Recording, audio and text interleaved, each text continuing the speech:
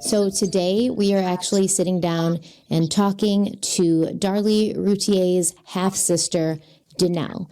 And during this conversation with Danelle, which we finally made it clear that she's a half-sister, and that I hope they get into the fact where Danelle's father molested Darlie. Tended to be much shorter, but she was actually super cooperative. She had a lot of good information. You know, she answered a lot of our questions. So we had so many questions that the conversation did just end up going. She had a lot to say too. Yeah. We kind of just let it develop organically. We were initially going to do a full episode about, you know, Darlie Routier and from her side, why she might be innocent. We're still going to do that next week. But we're going to sort of cut in clips from this interview into that episode. But because it was such a good conversation, because we had so many questions, because she had a lot to say, we decided to just give this interview to you in full. So this will be part 6. Next week will be our 7th and final part of the Darlie Routier series, where we'll give our final thoughts. Unless we get some more interviews. Yeah, and you guys can tell us your final thoughts too after all has been said and done. And we had,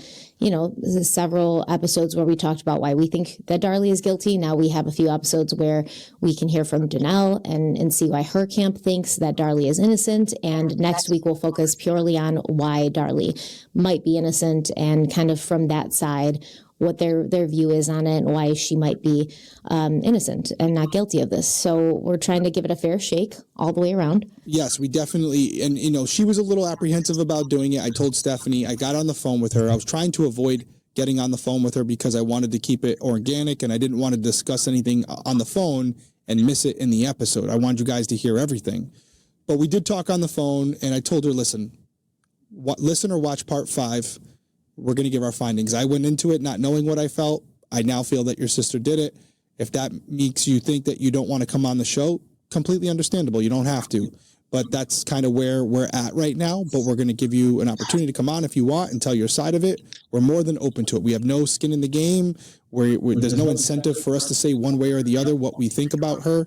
We're just calling it how we see it. And she was like, let me think about it. And so she listened to it, and I was telling Stephanie I didn't think she was going to come on, but sure enough, she showed up. And I won't say anything more than that. We'll let you guys watch the whole interview again, like Stephanie was. Well, you know, Derek, what she tried to do about a year and a half ago is that she decided that she was going to go to all the Facebook groups that think Darlie's guilty. You know, there's Justice for Devin and Damon, the War Room, the Real Supporter, Non-Supporter. She thought she was just going to kick our doors in and send requests to join the groups. And then when she got in there, in the groups, we let her in. I had a lot of people in my group that were telling me, you know, I don't want her in here. I don't want her in here. She'll do this and she'll do that. I said, just wait. I said, let's let her in. Let's let her show her ass. And I was as nice as I could possibly be to her, and they don't like me. So I put up some of the conversations that I've had with her, where she's degrading, where she's calling names, where she's hateful, where she's nasty. I know that part of her. You guys don't. Saying we didn't think it was going to be that long. I don't know how long it's going to be with the edit, like just to kind of clean it up. We're not cutting any answers or questions out. We're just going to clean up the ums and ahs. And we had a couple technical issues with like audio, and we had to go to bathroom breaks or whatever. It was a very long conversation, so you might see some cuts there, but nothing was removed from this episode. It's going to be played in its entirety because it deserves to be. She was a great interview, and I think regardless of whether you why does it deserve? Why does Darlie deserve to have people stick up for her? Why is there not an episode about Devin and Damon only? Why does Darlie deserve this? That's a shitty statement, Derek. Believe her or not, you're gonna get a lot out of the conversation. So here's that interview. We're talking to Danelle. Danelle is Darlie's half sister. They share the same mother. And before we start getting into this, because this is not an interrogation. We don't normally have guests on. I'd actually asked you if we could speak to Darlie. You had told me that she's working with the legal team right now, and they requested that she not do that. Completely understandable. but you and someone you're familiar with reached out to me on Instagram, and ultimately we have no skin in the game when it comes to these cases. We're not the prosecution. We're not law enforcement. The case is what it is. We just like to talk about it and develop our own opinions. And that's all they really are, is opinions. So I just wanted to set the table here and say, we're going to have this conversation. We're having you on because, as I said to you on the phone, Danelle and I did have a chance to speak before this. She wanted to make sure we weren't going to attack her or anything like that. And we didn't talk too much about the case, but I basically said, listen, we've developed our opinions. We've gone over the information based on what we have. She needs to be attacked.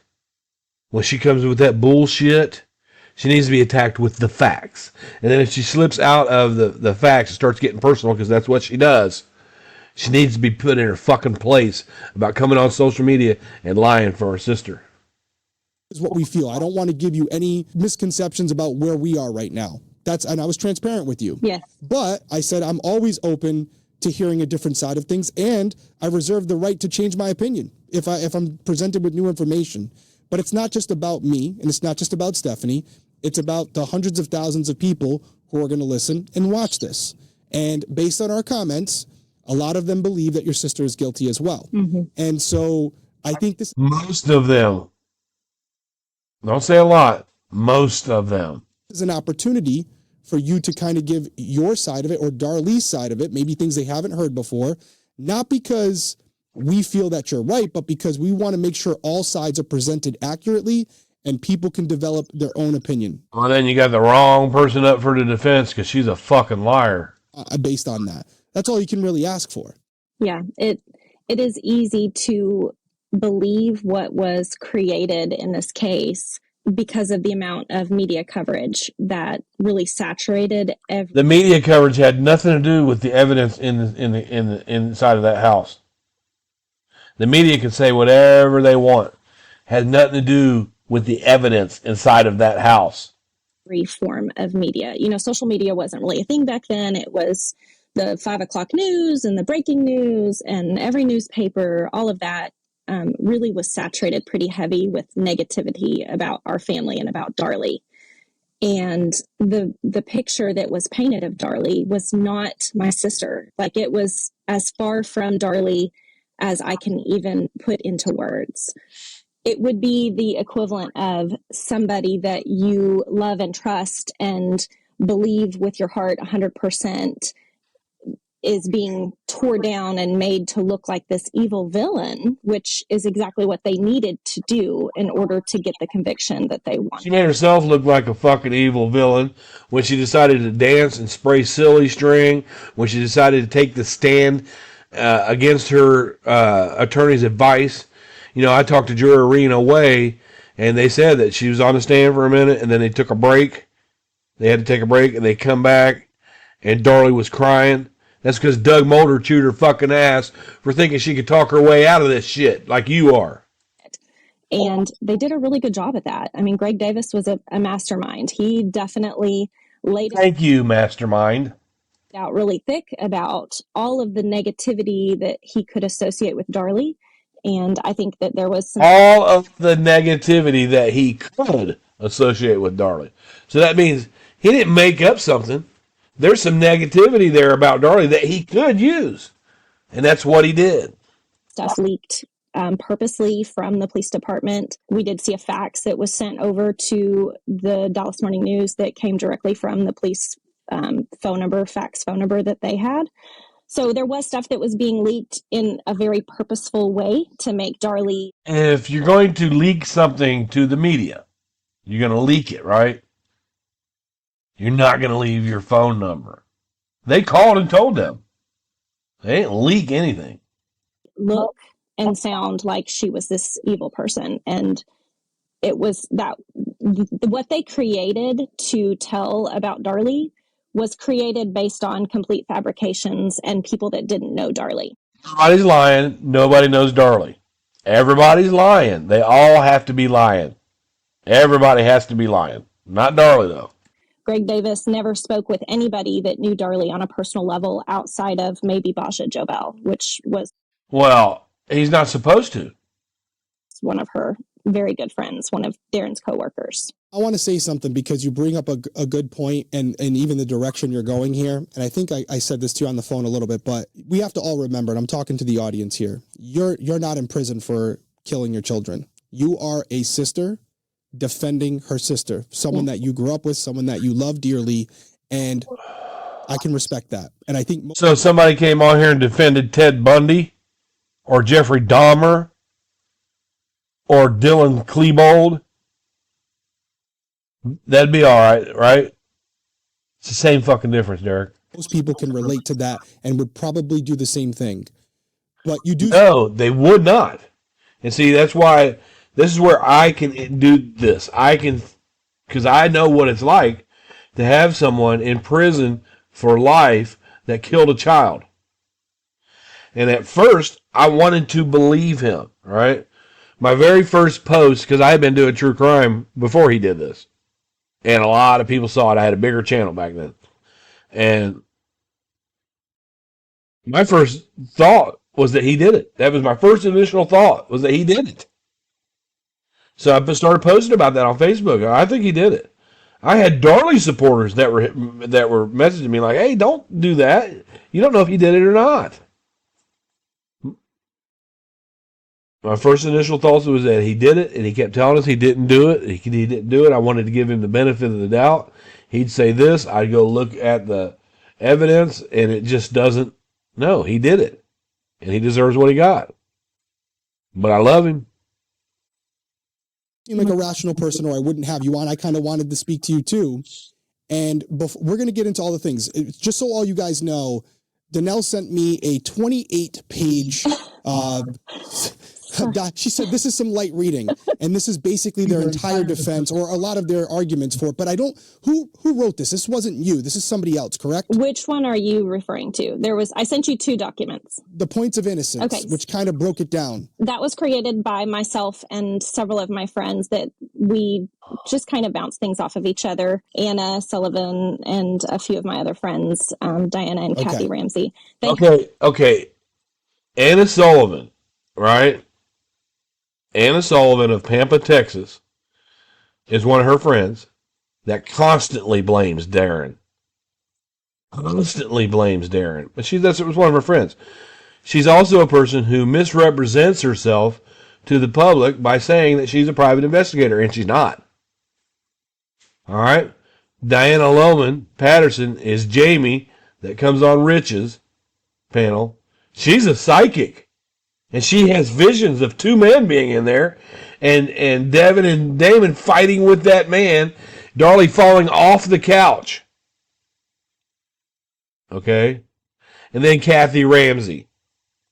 Kathy Ramsey, who babysitted Darlie when they lived in Altoona. All right? Who will tell you about Dennis Stahl's molestation. Who claims that she's been her friend for 40 years. But she didn't show up for the trial. She didn't show up at the hospital. She wasn't there for Darlie at all. You know, and she lives in Texas. And the reason that she couldn't make it to the funeral or to the court was because of travel, because she couldn't get off of work. When she told me she couldn't get off of work, I said, so when was the last time you saw them? And she said, Halloween of 95. All right? You mean your work would let you off for Halloween? But they wouldn't let you off because your friend's 2 kids were brutally murdered. The fucking liar. Helped contribute all of this really important information, kind of organized it really well and laid it out. And I added in what I felt, from my perspective, really needed to. Now she needed help from other people. She couldn't just come on here once in a while I do refer to Pam or somebody on a question, but for the most part, I just come out here and say she's guilty, and I show you she's guilty. I don't need other people.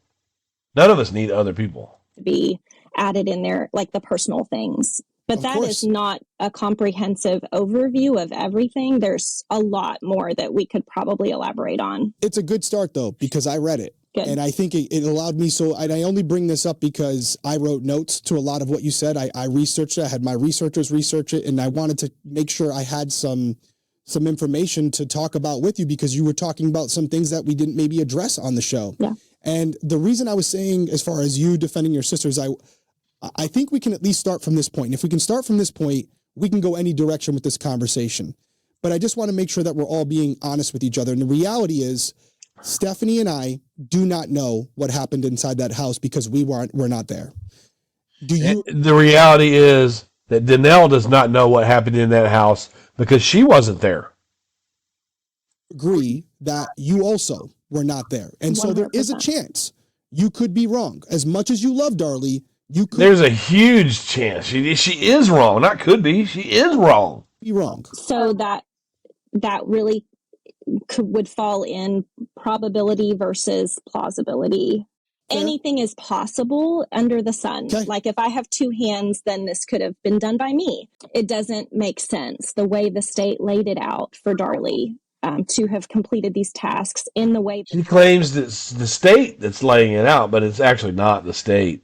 It's the investigators, the medical staff, the profilers. It's not the state that's doing it. It's the investigators. That she completed these tasks.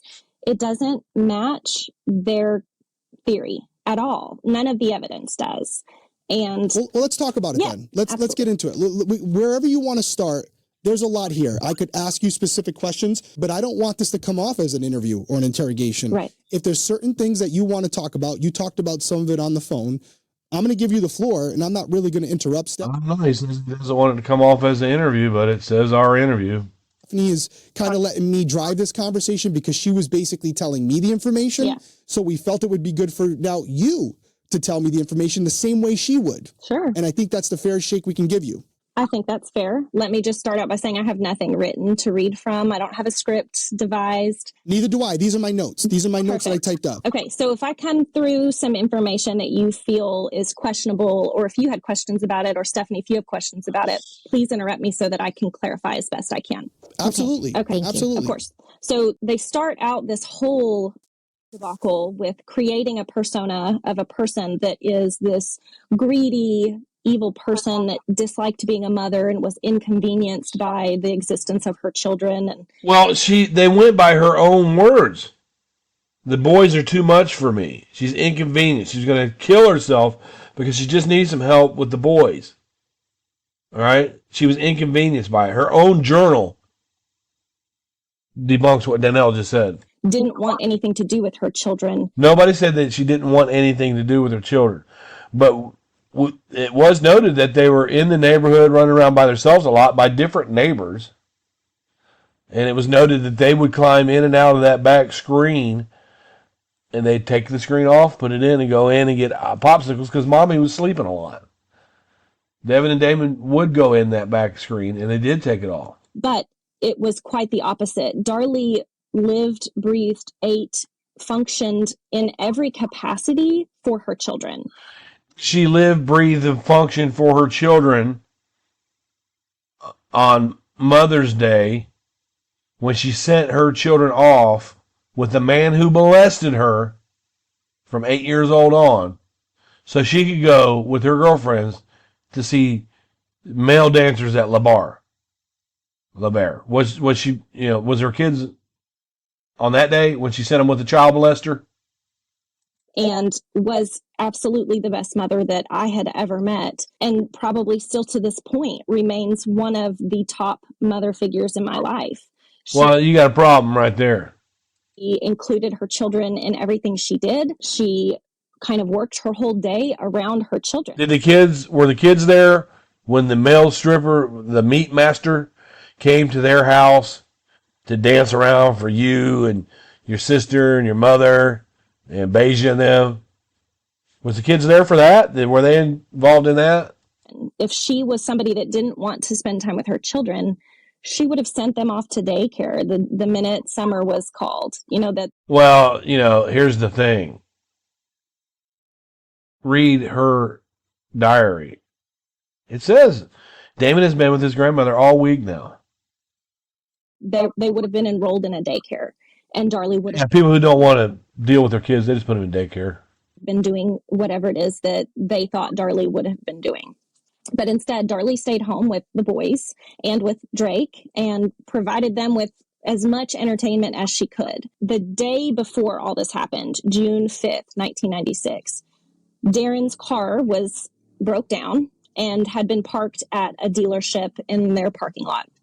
The dealership owner had called Darlie and was kind of, Okay, dealership.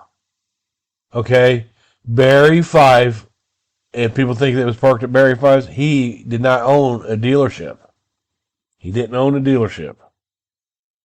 He owned Automedic, which was a car repair shop. I'm assuming that Darren probably took the car to Jaguar, because a lot of people won't touch those kinds of cars because they're foreign and they don't know it. So I'm assuming he took it to the Jaguar dealer, and that's where it was sitting. pissy with her about, this car doesn't need to be here. I need it off my lot. He was really kind of hateful about it. And Darlie was kind of caught off guard. Well, I can't really do anything about it. I don't know what. Well, here's the thing. In other areas, they say that this person called and they were angry about the car. They said, Danelle has said in other places that the guy threatened her. To tell you, we'll see what we can do. And so the car stayed there at least through another night. That meaning Darren's car was not at the house. Darlie's car was the car that they were using at the time, and he was taking it back and forth to work, which meant Darlie was stuck at home with 3 kids and couldn't really do the fun things that she wanted to do. Yeah, like go out and shop and spend money. Yeah. It wasn't a big deal. Darlie just wanted Darren to kind of get on it and get his car fixed so that she could take the boys and do fun things. Any mother would understand that. So Well, you can't get to the store without a car. You have to ride the bus or something like that. That conversation happened. Darren and Dana come home from work. Dana had not been staying there at her house. A couple months prior, she was staying with Darlie, but Dana, my other sister, and her boyfriend, fiance, had gotten an apartment, and Dana was staying at her apartment every night. Okay, so she wasn't staying, because that was a question we had. She was not there the night before. She was not staying there overnight. She was not staying there overnight. Okay, well, we always wondered where she slept, but the story that we have is that Dana had been there for 2 weeks. She would come home with Darren because she didn't have a vehicle at the time. So Darren would bring her home and they would eat dinner or, whatever. And then Dana or Darren or Darlie would drive her back to her house, or her fiance would swing by and pick her up. Was Dana also a half sister? Yes. Dana and I share both mother and father. So she's Darlie's half sister. But yeah, we were trying to do the family tree on the episode. If you heard, we were struggling with that one. It is a little, it's a spider web, but family dynamics are never simple. Right, exactly. And so many of you have D names. Yes, that also like has not Darren been great for the family. storytelling. No, I know. We catch a lot of flack for that, but you got to remember that was so long ago when people were being named D names. It wasn't. I don't think it intentionally started as everybody's going to have these, but when my mom married and started having children, she realized there's a pattern here. So it just kind of kept going. And I actually was named after my dad's uncle who died from hemophilia. So it was a meaningful. There's actually 4 Darlie Routiers. 4 Darlies. Name. It wasn't just a D name. It was a meaningful name. Dana's name just kind of came out of nowhere. It was just a name they liked. So it just kind of lined up that way. Darren and his siblings had D names too, and then Darren's brother married a woman also had ironically a D name. Not related. That had nothing. He wasn't seeking out a Dana, but Dion did marry a Dana, and Sorelda and Lenny, who are Darren's parents, had a Darren and a Dion, and then an Orenda. So it wasn't all D names. It sounds crazy, but it is what it is. That's just how the cards fell. Listen, I don't mind D names. Add me to the list. It made putting it all together, though, difficult because everyone very was tricky. a D. Yeah, especially with 2 Danas being involved, that does make it a little sticky. Yes, but I'm glad you brought that other Dana was very involved. She was a witness for Darlie on the stand, and you can also see her on the Lisa Gibbons show, where they come and ask her a question. But they don't tell you that that's Darren's sister-in-law sitting next to his brother on the show. Up though, because we didn't know about that. Dana, your sister. Yes. She and her fiance just got an apartment, so now she's kind of hanging out with Darlie during the day, maybe to help. Let's talk about parenting. How old was Dana at the time? 16. and just got an apartment with a man. Is there some bad parenting involved in that? 16 years old. Has an apartment with another man. A grown man. Is that appropriate? Or with the kids? She worked for Darren, so that was her source of income. So she was So at then the shop. she would come home with him Yes. for dinner. Yes. And then he would bring her home at night. Either Darren would drive her home, Darlie would drive her home, or Dana's fiance would swing by and pick her up. It just kind of, Okay. however they could line it up. I'm pretty sure, I can't remember 100%, but I think that Dana's fiance worked like an evening shift. So if he got off in time, he'd swing by and pick her up, or Darren or Darlie would drive her home. It wasn't. Okay, that makes sense. Yeah. And also, I want to mention that the $5,000 loan that was denied, that was mentioned during the trial, they even pulled a banker to come speak about it.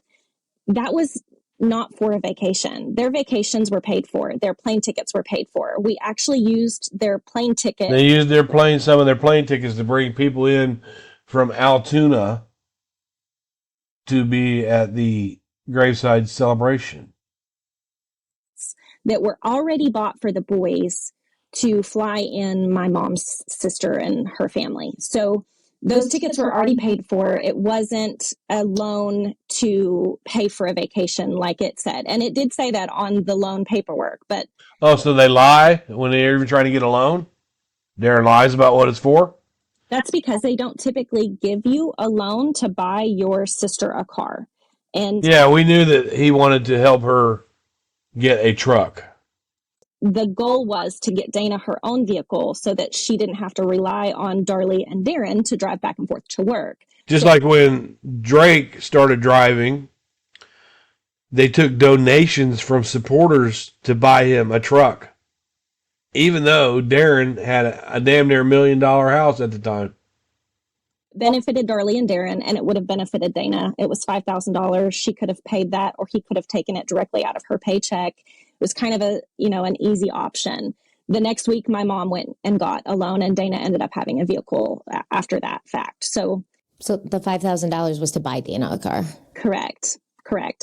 But they didn't. Darren already had line of credit established and opened, and he wrote down on the loan option that it was for vacation. And I don't know really exactly why he used that for the loan option, but that's what he used, thinking that they would probably approve that faster than they would approve buying somebody else a vehicle, since then you don't have possession of the vehicle. It probably would have been denied anyways. No, it makes sense. So, I mean, listen, what we're talking a lot about right now is possible motive, yes, or the defense of the motive, right? Now, you have to remember, if you look at the testimony of Okie Williams, I think, Williams' last name, Okie, the bank person, there were 40 different reasons as to why they could not give Darren that loan.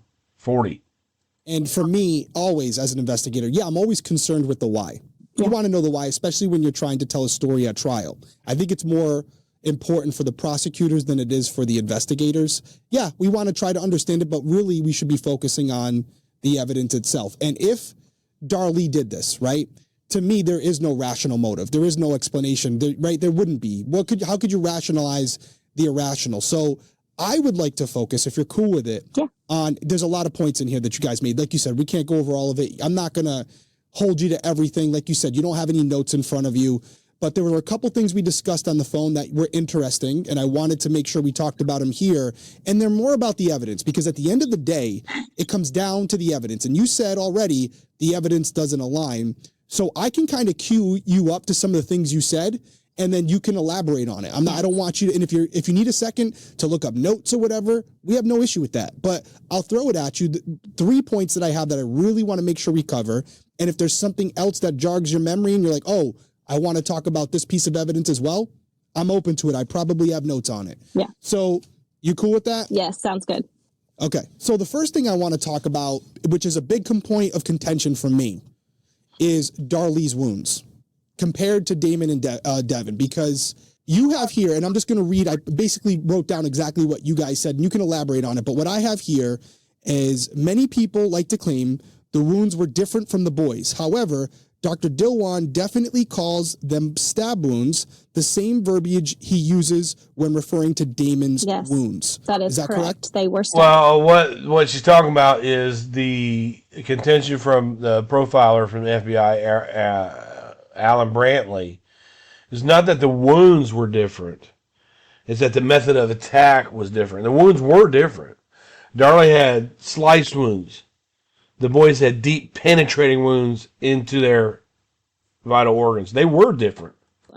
It's really hard to express to people exactly how dangerous her wounds were because she survived. And if she had not survived, this would be a Darren Routier trial, and we would probably be mourning. No. She thinks they'd blame it on Darren? If there was evidence that Darren did it, there would be blame on Darren. That he was executed by the state of Texas, because that's where this would have ended up. Her wounds were the definition of a deep wound in her neck. They consider it, and just not the definition of a deep wound. It's a superficial wound, like all the medical staff said.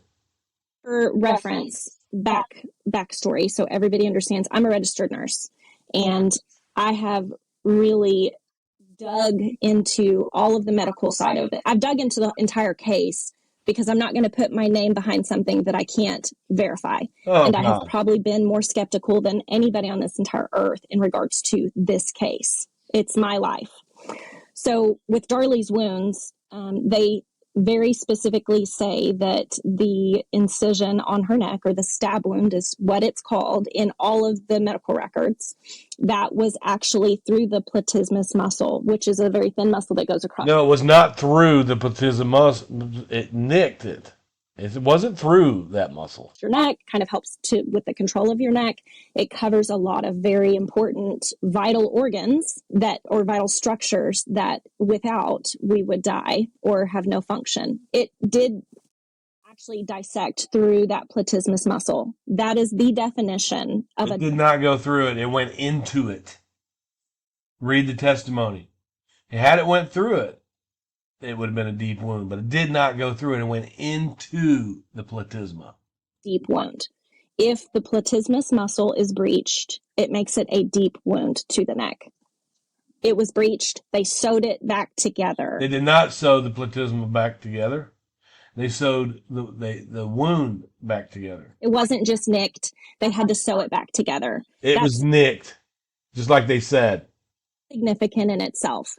Also significant is the fact that there was a defect noted to the carotid sheath. So that carotid sheath is about 2 millimeters thick, and that's what covers your jugular vein, your carotid artery, some bundles of nerves.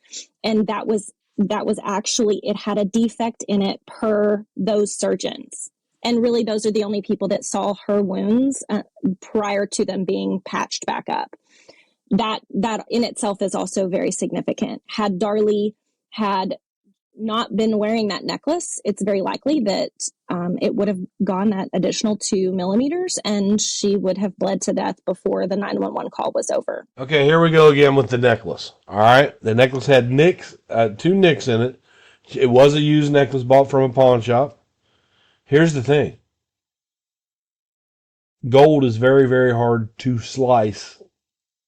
And we know that it was a slice, and it wasn't straightened out. There would be marks on the knife if metal cut metal. It's just like it left a nick in the gold, it would leave a scratch on the knife blade. That was of the neck, and it was also done in a way that she would have had to have used her less dominant hand to cut her neck. Let's see, she's right-handed, so right-handed, she would have had to stabbed her neck and pulled down, and then stabbed or continued that same incision slash, whatever we want to call it, down, and then stabbed herself right here in the neck, right the chest wall. So this did not puncture a lung, just by luck, I suppose. And then the one on her arm was on her right arm. So she's right-handed. So then she switches the knife and stabs herself in the top of the arm. it just doesn't really make a lot of sense. This one here goes to the bone, and they were able to feel the bone at the end. I mean, that's not super deep, but it was stopped by a bone. So it couldn't have gone deeper because it did hit that bone.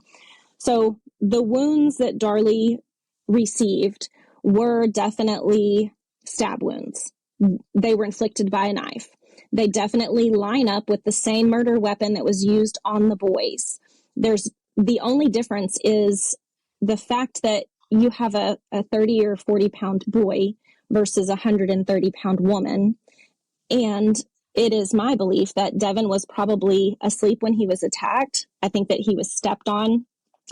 His hand had some bruising on it and his ear had some bruising on it. So potentially could have been kicked or stepped on. And that's what created. And he didn't scream, right? He didn't scream after being kicked or stepped on. Because Darlie didn't say she woke up because Devin was screaming. She said she woke up because Damon walked over to her and said, "Man, mommy, mommy." So he didn't scream, right?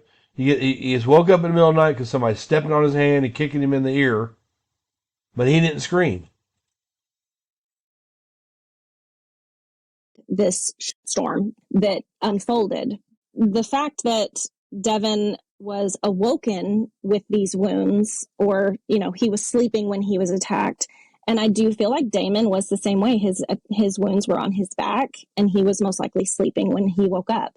Neither of them really had defensive wounds, other than Devin did have some nicks to the back. That's a lie. They had defense wounds up under their... Devin had defense wounds up under his thigh. His arm. He also had kind of a blunt, I don't remember exactly what they call it. There's like a puncture wound to the back of his thigh. And that is never really explained by anybody. We don't know where it came from or how it got there. Doesn't look like it's from a double-edged instrument. It looks more like maybe a screwdriver or something of that nature, which could be important. Yeah, so I have a lot to say about this. And Stephanie, I hope you'll allow me to kind of go into it all. And we could spend an hour just talking about this, because to me, this is a critical part of this case. Let me first say how I'm coming to this conclusion for a couple reasons. Not only the story, but your friend or researcher, someone who works in the investigative field, I think the PI maybe, has been DMing me as well, like with you as well. I'm not going to say her name. I don't know if she wants her name out there. Her name is Anna K. Sullivan, and she has told them that she's a fucking PI.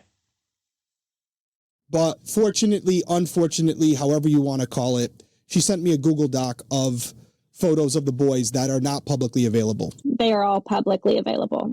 The ones that I saw... Yes, they are all publicly available. I've never seen them online. Every picture. That's unbelievable. Unfortunately, they are all out there. And I hope the fact that I didn't see them online is a good thing, because that means they're not at the top of the page.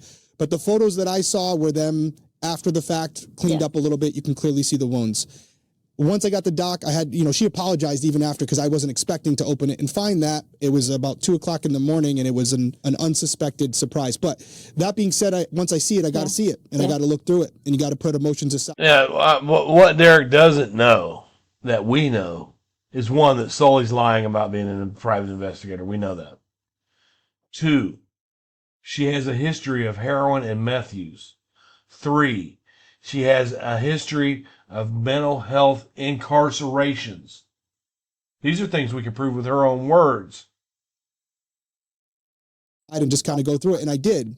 So there's a couple things I want to mention first, and this was from the trial transcripts and affidavits and things that I was able to find.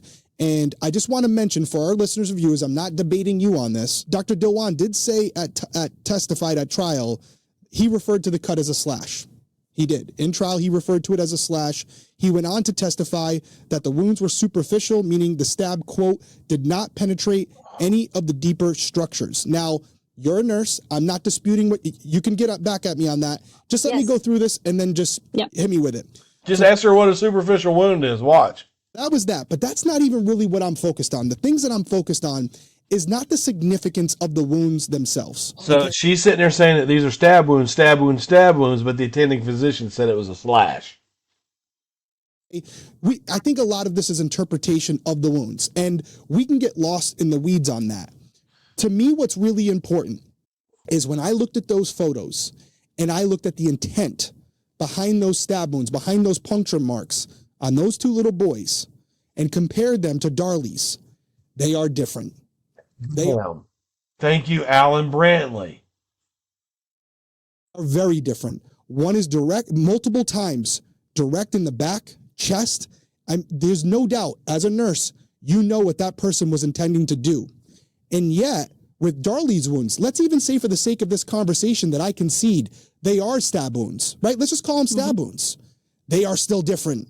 And they are not going into the heart. They are not going into the back. They are not going into the chest. They could have plunged that knife directly into her. She was sleeping. She wasn't moving. And yet they're different. And then the final thing that I want to say, because you put it on here as well, you talked about the different hands being used, the different, the dominant arms being used, different with the boys, different with Darlie. Here's my issue with that. First and foremost, I think it's not unreasonable to assume that if Darlie did this and she cut herself, she may have used her non-dominant hand in the switch to create the impression. That's exactly what I said years ago. I think that's not even a detective's perspective. That's just common. It's actually easier to do what she did with her other hand. If you try it, don't take my word for it. Just practice. But don't cut yourself, but try it. You'll see what I'm saying. Sense. Someone trying to throw off investigators could do something different. But here's the bigger issue. If the wounds are not consistent, meaning the wounds for Damon and Devin versus Darlie, the bigger issue for me is that would indicate that there were two killers. One person was stabbing Darlie, one person was stabbing Damon and Devin, but per your sister's own words, there was only one attacker, which creates a major issue because if we're to believe what you're saying, that the wounds are different from different dominant arms, then that would have to mean two different people, two different attackers carrying out these offenses. And yet Darlie said right out that it was only one man that she saw. So I will say that Darlie has never said that it is absolute fact and that she knows for certain that there was only one intruder. She says... Sure she did. She said it was Glenn Mize. She said it was Gary Austin. Sure she did. She sees one leaving. She also doesn't say that she's not... How'd the other one get out? If the one went out through the garage, how'd the other one get out? Because remember, there's people in the neighborhood. Claiming that she was in a dead sleep and was awoken by this. She comes to. And we think that it's more of a gaining consciousness versus waking up from a sleep. She was never knocked out. Never. Definitely don't think that she slept through a full force struggle with an intruder. And based on her injuries, there's definitely a struggle going on. Can we pause there for a second? Yeah. Because I watched The Last Offense. I watched the whole thing because you guys were recommending, or somebody was, and I watched Darlie's own words and I wrote it down. And she said that she woke up to her son Damon saying, "Mama, mama." That's what woke her up. Let me ask you a question as a nurse. Any injuries that she sustained, the arm, the bruising, the slash, how do you not wake up from one of those injuries, but you wake up from your little boy tapping you saying, "Mama, mama"? Thank you. Again, I think it was a coming to, more of a regaining consciousness. No, you're not answering the question, Danelle. He asked, how do you come to that? You know. I don't think that it was waking up. But he was already walking away, according to her. Yes, absolutely. So the attack already happened. Exactly. We know so that. She was attacked, yes.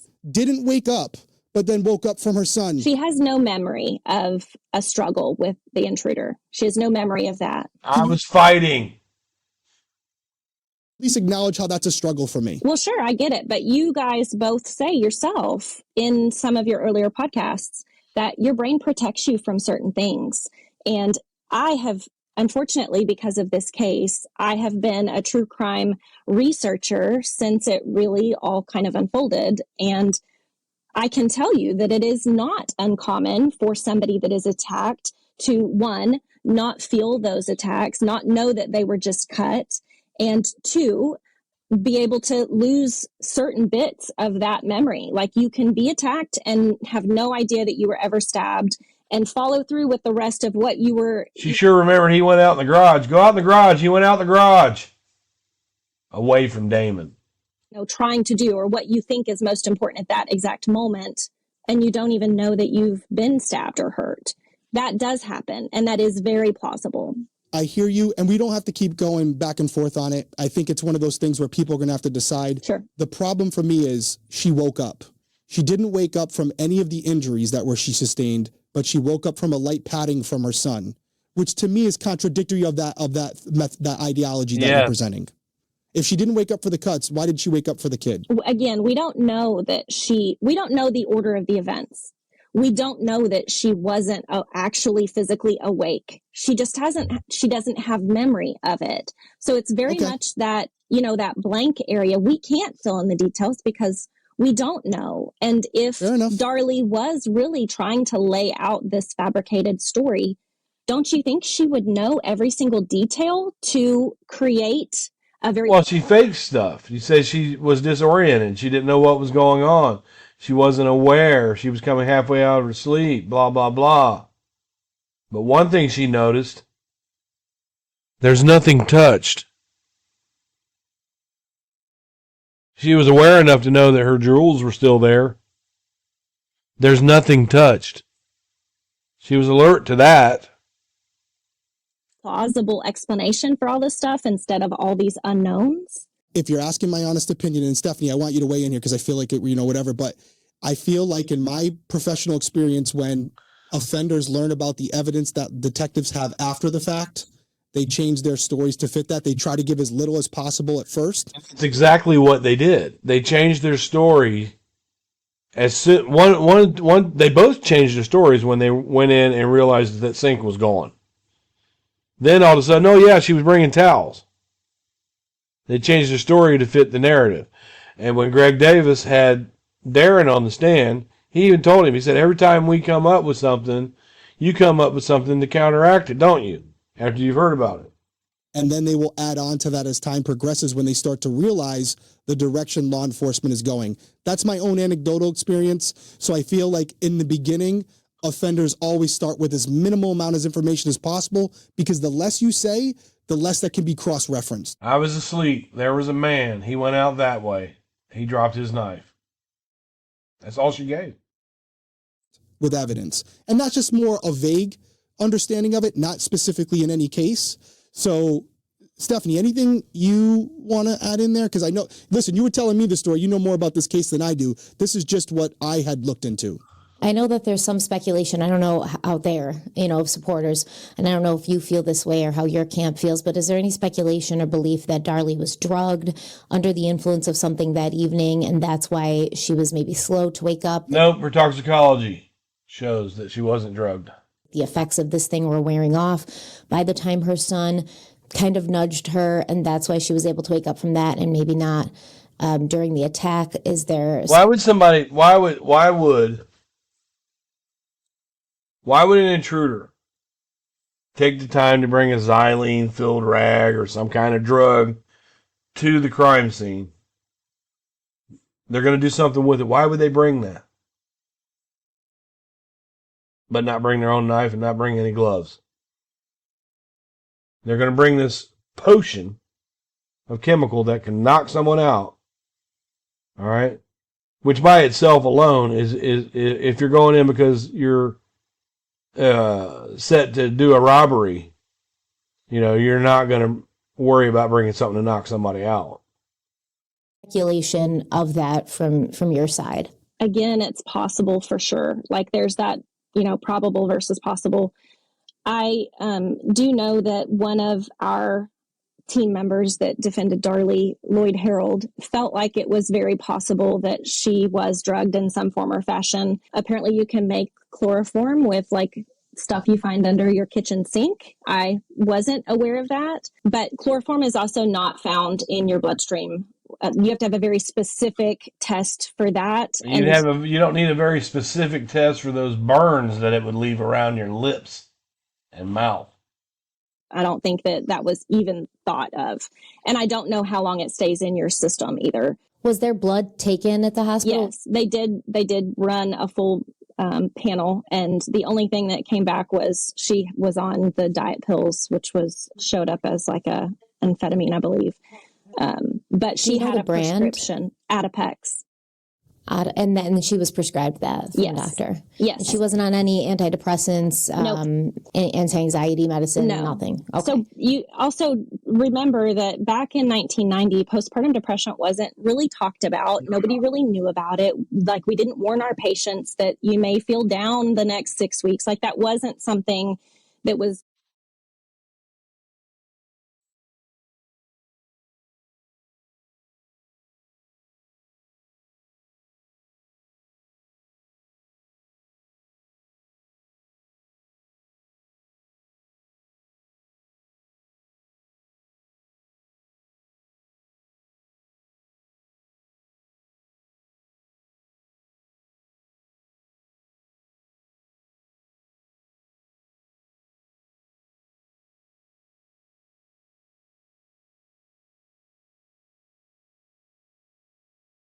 publicly talked about at all. And do I think that Darlie had some moments where she had some maybe mild postpartum depression? Sure. She said she felt down, but there's nothing ever anywhere that supports a postpartum psychosis. And Well, when she wrote in her journal that her life has been so hard for so long now, and she don't know if she could take it anymore, was that postpartum depression? that's not just a flip the switch one day, I have psychosis, turn it back off, I'm fine. That's a very, very specific disease process, and it is a disease that takes over and you cannot control it. So to think that it could have been mental health related or driven is really not plausible for me at all. There's no history of mental health issues in Darlie's past. Wrong. There is history of untreated mental health issues due to the fact that she was molested and went untreated. It went reported and to her mother, and nothing was done about it. And again, she wrote about it up into her, a few weeks before she killed her babies, about what Dennis did to her. Untreated mental issues. She was never diagnosed with anything. If you look at I think it's the Edinburgh scale is what we use to determine if you have postpartum depression. And she doesn't really fit it, except maybe some very mild postpartum depression that was Very mild. You're writing in your journal that you want to kill yourself. short-lived, and it really did seem to be resolved after she had her cycle and kind of leveled out. But outside of that, there's nothing to support a mental health break. You don't just break and then unbreak. It's like you stay broken. Once you have that mental break, you stay mentally broken. No, you don't.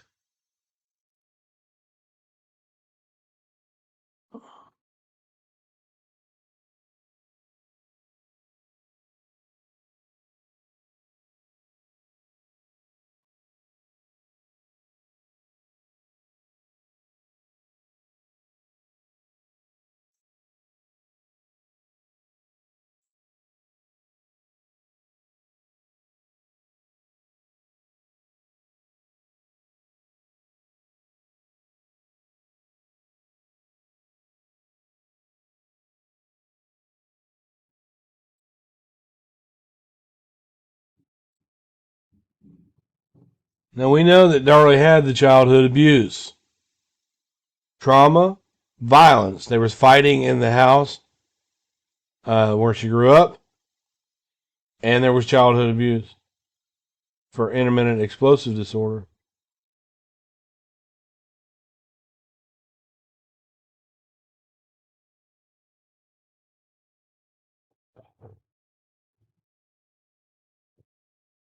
See, Darlie was never diagnosed because she didn't get the interview. But again,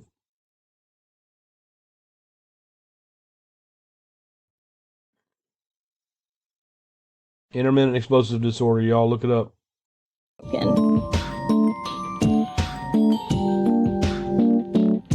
You ever have one of those days where everything just feels like too much? Maybe you're juggling a million things, your brain won't stop racing, or you're lying awake at night replaying awkward conversations from 5 years ago. Maybe that's just me. But the truth is, life does get heavy, and sometimes talking to someone trained, unbiased, and totally focused on helping you is exactly what you need. That's where Rula comes in. That's R-U-L-A. Rula is a healthcare company that makes it ridiculously easy to connect with a licensed therapist who's actually a good fit for you. We're talking in-network, covered by insurance, and usually just $15 a session. $15. That's like less than your last sad DoorDash order. You just answer a few questions about what you're dealing with, what you're looking for in a therapist, and boom, you get matched with licensed professionals who specialize in you. You can book a session as soon as the next day, and they don't ghost you after the first call. Rula actually sticks with you throughout your entire mental health journey, making sure you're making progress and getting the kind of care that changes lives. And yes, if you need medication management too, Rula's got psychiatrists on board. It's a full spectrum solution for your mental well-being. So if you've been thinking, I should probably talk to someone, this is your sign. Don't wait. You deserve support. You deserve progress. You deserve to feel better. And Derek's going to tell you how you can check Rula out for yourself. That's right. Listen, we all go through things. There's no doubt about it. And sometimes we're lucky enough to have people in our personal lives that can help us. And even when you have that, maybe you don't want to speak to them. Maybe you want to speak to an independent party, have more of a confidentiality to it. And that's where something like Rula comes in, where you can go speak to a licensed professional. Thousands have already trusted Rula to support them on their journey toward improved mental health and overall well-being. Head over to rula.com/crimeweekly to get started today. After you sign up, they'll ask you where you heard about them. Please support our show and tell them that we sent you. Once again, go to Rula, that's RULA.com/crimeweekly, and take the first step towards better mental health today. You deserve quality care from someone who cares.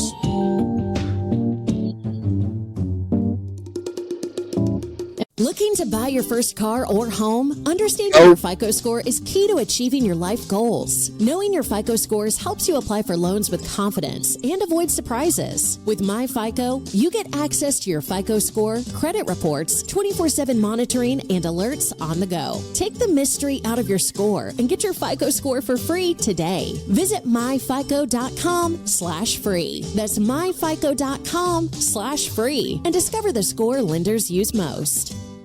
Looking to buy your first car or home? Understanding your FICO score is key to achieving your life goals. Knowing your FICO scores helps you apply for loans with confidence and avoid surprises. With MyFICO, you get access to your FICO score, credit reports, 24/7 monitoring, and alerts on the go. Take the mystery out of your score and get your FICO score for free today. Visit myfico.com/free and discover the score lenders use most.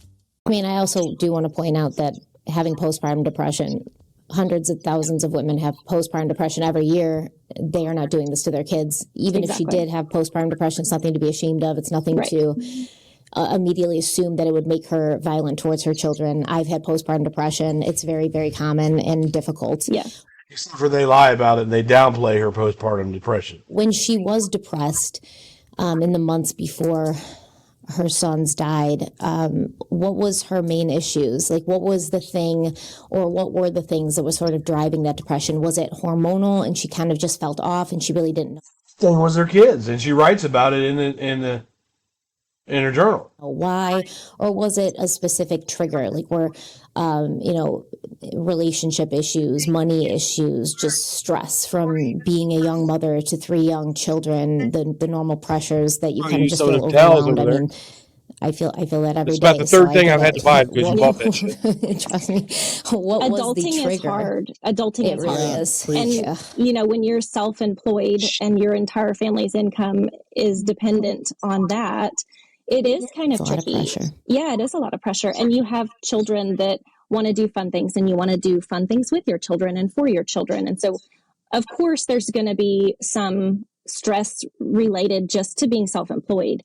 But in reality, they were not in dire straits. They were 26 and 27 years old. So they were doing damn good for that age. And Darren did have. In 95, they were $12,000 in debt on their credit cards. They couldn't even make the minimum payments. He hadn't paid for his rent at Tesnique. He hadn't paid their house payment for 2 months. They were in dire straits. If Darren was doing so fucking good, they wouldn't be for all these years saying, we need money, we need money, we need money for this test, we need money, we need money, we need money, we need money. Over $2,500 in his business account that day. And then 2 days later, he had a deposit that put him at $7,000 in his account 2 days later. So there was money coming in. And in Darlie's note, or in her first written statement, which does not happen until 2 days later, she does mention that they were talking about, they were excited because business was picking back up and they had these trips coming up and they had all of these things they had planned. And you don't make plans for a child you plan to kill. And she had already made these plans. So that really doesn't support. Well, maybe she didn't plan to kill him. Maybe it was just an intermittent explosive disorder that happens impulsively, no matter what you got planned. It either. I mean, like you said, there is stress associated with just being an adult and paying bills and doing all those things, but none of it ever got to the level where anybody could have been concerned or knowingly seen any type of depression. She's bullshit. Read Beja Jovel's testimony. Beja was there. Beja saw Darlie getting progressively more and more angry. She knew that something was going to happen in that house. You're wrong, Danelle. Still woke up every day. She still fixed her hair every day. She still wore makeup. She still took care of her kids. She cooked dinner. All of those things. She still did all of the normal things. So, except for she had babysitters while she was home, and she had housekeepers for 2 years prior to this. That's not normal to me. That means I'm lazy. I don't want to clean my house, and I need you to babysit because I don't want to look after my kids. Here's some money. I'm going to lay down.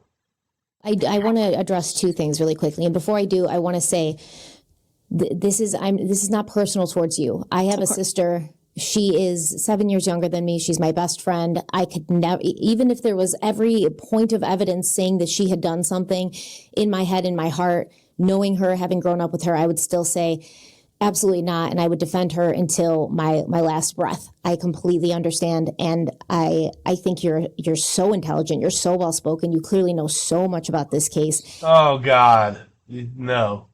If she knew so much about the case, Stephanie, why would she have to get with her friend Anna Sullivan, who lies and pretends she's a private investigator, and her other friend Kathy Ramsey to help her put together a page?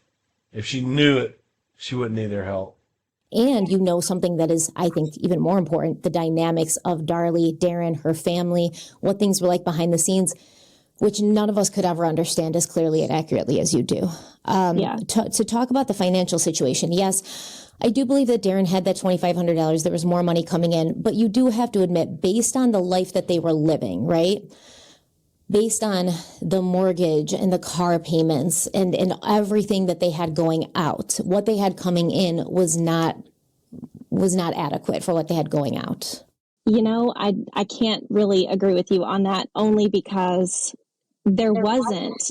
Darlie's car was paid off, so that she didn't have a car payment. She had invested in the cats. She had a mom and a dad cat, and they planned on having kittens. They did have a litter. That was a business venture. So that was an investment. $12,000 fucking drapes, okay? The boat was also an investment. They were planning on doing a business called Champagne Dreams, where they take couples out on like a sunset dinner. You have champagne and some kind of nice dinner, something to eat, maybe a dessert. All of those things were investments. And so there wasn't a huge, let me also just say, Darlie was a bargain shopper. Nothing was ever full price.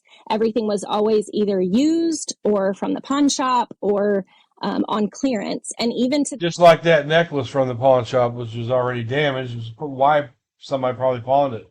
This day, she still is a clearance shopper. Her and I will, have moments where we do some online shopping for my kids or something, and she always wants to look at the clearance stuff.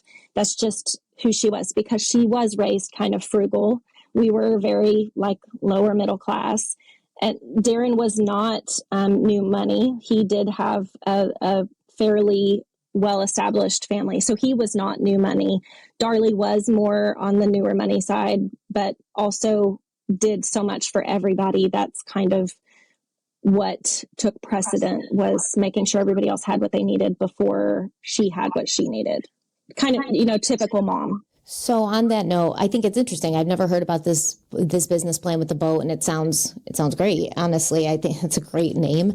Except for the boat broke down. They paid $26,000 for it.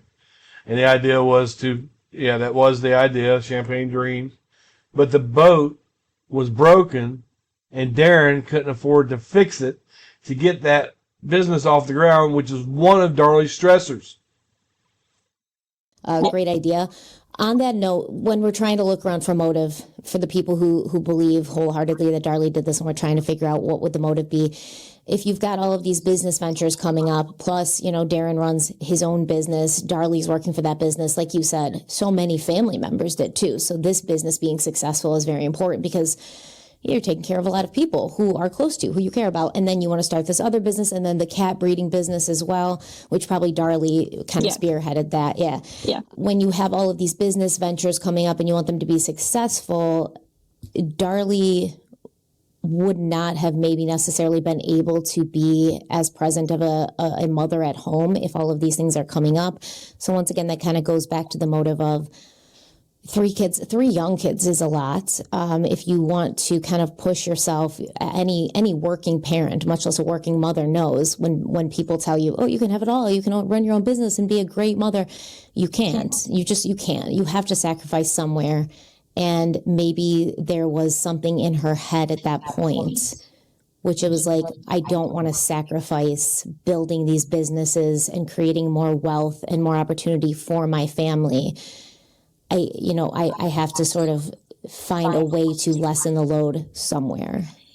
One of the things that they were concerned about, according to the custody hearing, was that since they've had the kids, they're not able to have naughty time and run around the house naked anymore. Don't think that they were ever in a situation where you needed to lessen the load by killing 2 children. I think that they were very much in the same predicament, in the same situation as 90% of their neighborhood.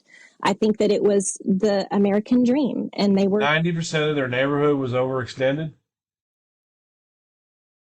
Did you do a chart on this? Did you go around poll people, ask them about their finances? You come up with that statistic?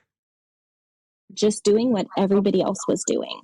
I do not think that there is any documentation or anything that supports the fact that she had to kill her kids or not sustain her lifestyle. There's nothing that supports that. It was all very sustainable. Her lifestyle was very sustainable.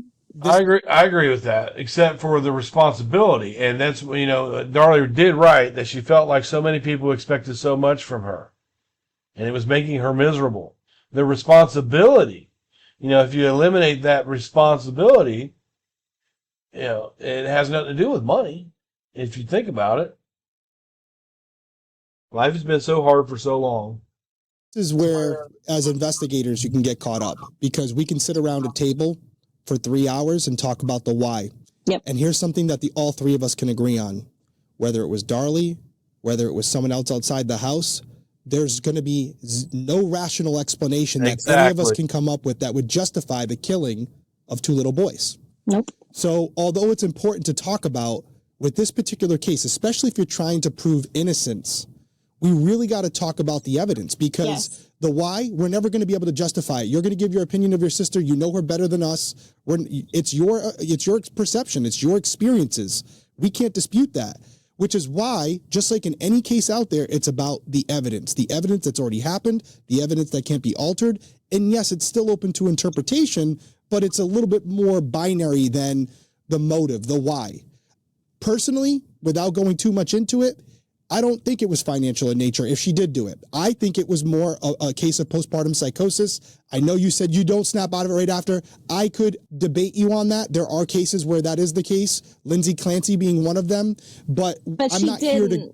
But here's the thing, though. She didn't snap back out of it. She had a history of postpartum depression, and even after the fact, she had a history of mental illness. But there were things that she did. There were things that she did. There you go, Danelle. There you go. That is a factual comeback. What she just did. She did that without insulting anybody or anything. She just knew that Clancy case. She knew what was said, and she presented it as facts. And she kind of got him on that one because that was postpartum depression was recurring. But we don't know when it starts or stops. I feel like Darlie was at the beginning of some postpartum depression, not something that was reoccurring. Had she not killed her children, she probably would have been in that and out of that and in that and out of that, just like Clancy was. In the moment when she killed them, that shows a rational person checking where he was, text messages, things of that nature. Again, I don't even want to go down that road because there's so much evidence in this case that we can talk about where we don't have to know the why. Yep. Regardless of the why, I just want to know who did it. Yes, right? And as of right now, your sister, she's in prison for it. So that's what's important. So getting back to the evidence, and I am the evidence guy, that's what I'm focused on. You mentioned the glass. That's been a big point of contention. And in your proof of innocence document, there was some mention of the glass being there, potentially being broken by a first responder, a crime scene investigator, someone other than the offender or Darlie, correct? There is some thought that that could be the case. What do you think? Except for Darlie heard a glass break and Darren heard a glass break. If it was done by a first responder, did they respond to the scene before they responded to the scene? Did they come in and walk around a little bit and bump into that glass and then the attack happened? Then they came back? Personally don't think that it was an after the fact thing. I think that it lines up with both Darren and Darlie's account of what happened, that there was glass broken and then Darlie comes to, she hears it kind of subconsciously. Darren hears it upstairs kind of subconsciously while they're sleeping. You don't really know what's going on, so you can't really anticipate, what's fixing to happen. And then, this glass breaks, the intruder flees and leaves past the glass. And then Darlie comes to, Damon's pressing on her shoulder. She says that kind of makes her more anxious. She realizes something's going on. She sees this man fleeing through the house. She gets up to follow him, sees that there's a knife on the floor, turns the light on, picks up the knife, realizes that she's bleeding herself, turns around, sees that there is blood. There's a blood trail from her and there's blood by Devin. And she sees that Damon has some blood on him. And then it just kind of all unfolds from there. The glass is super important because it was used to explain how she staged a scene. And in order for us to believe that she staged the scene, then she threw that glass where there is absolutely no cast off from her arm. Like throwing that glass would have most likely left some high velocity cast off. I agree with her. If you threw the glass, right? That maybe it would have a little splatter on it from her arm or whatever, from her neck. But if you just smacked it out of there, that they could just be smacked out of there. It doesn't have to literally grab it and throw it. You could smack it out of there up against the counter. It wouldn't leave any blood on it. Or much better cast off than what is seen. That low drops of blood in the kitchen would have the definitely... low velocity blood spatter. There wouldn't necessarily be a cast off. It would depend on how she threw it. If she used like two hands and it was low to the ground, you wouldn't have that striking motion. Oh, go, Derek. All right. I like that. Like you'd have with a knife. But, yes. You get what I'm potentially, saying. Yeah, I'm with you. I'm with you. There is a way to recreate that where there wouldn't be a cast off, but I'm rolling with you. I will say this before you continue. I'm glad we're on the same page that the glass happened before first responders got there, because I saw that. I watched Darlie. I watched Darren's statements in the last offense. They both say right out that the glass broke when the offender was there, not first responders. So no, you can continue, but we're on the same page. Yes. So I think the first responder thing is more leaning towards the pictures of that wine rack. There looks like there's a glass missing on the wine rack. And so some people speculate that maybe there was an additional glass that was broken on accident. Well, what they did is they moved. I had this conversation with Diana Loman Patterson in my alt, and they were talking about she said, look, in this picture, there's a wine rack, there's a glass missing. Well, there was all kinds of things that were missing from it if you compared the two pictures. Because what they did, I believe, is they took everything off of the wine rack and took pictures of it and then put things back, but they missed a glass. They missed little things on top. There was a whole bunch of things that were missing on that after they looked at it. That's just because they moved things around to investigate. And maybe that glass that was collected and found on the ground, maybe it came from that second piece of glass that was broken. I think that is kind of neither here nor there. I think that what really is important about the glass is that James Cron himself says that there is no blood on this glass. Yet the glass is on top of her bloody footprints. I don't know about you guys, but I researched that pretty heavily, and it takes about 60 minutes for a good solid blood drop to completely dry. And this piece of glass was potentially thrown and landed right on top of this wet blood. There would be blood on this glass if she had staged the scene and thrown the glass. Now, Darlie's whole thing is that she hears that glass break, she gets up, she follows it. And if you look on her wine rack, there is like a little section where there's a couple little sherry glasses and there's a little decanter that has ice in it, like an ice bucket. There was also a wine glass there, and that wine glass is what was broken. So it didn't come from the top rack where that has the little hooks that holds it on. It came from that set up tray that had the two sherry glasses, wine glass, the ice bucket, the prawn. Okay, that's interesting, and I'm going to look more into that. This is why I listen to these things no matter what the message is. I always thought that it was one of the glasses that was hanging upside down.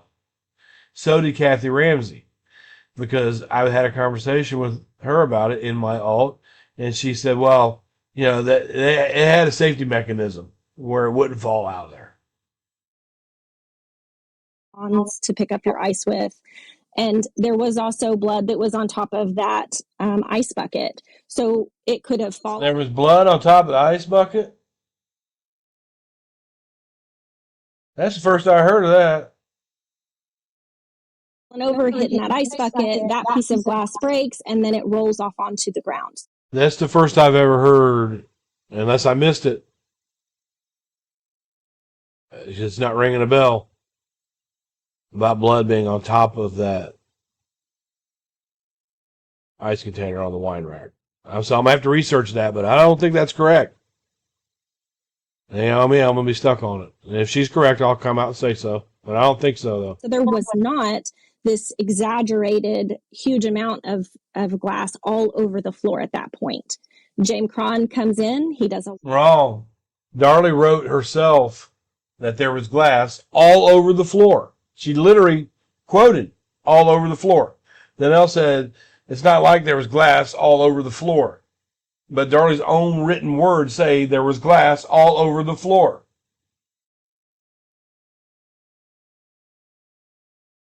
I then stood up and turned around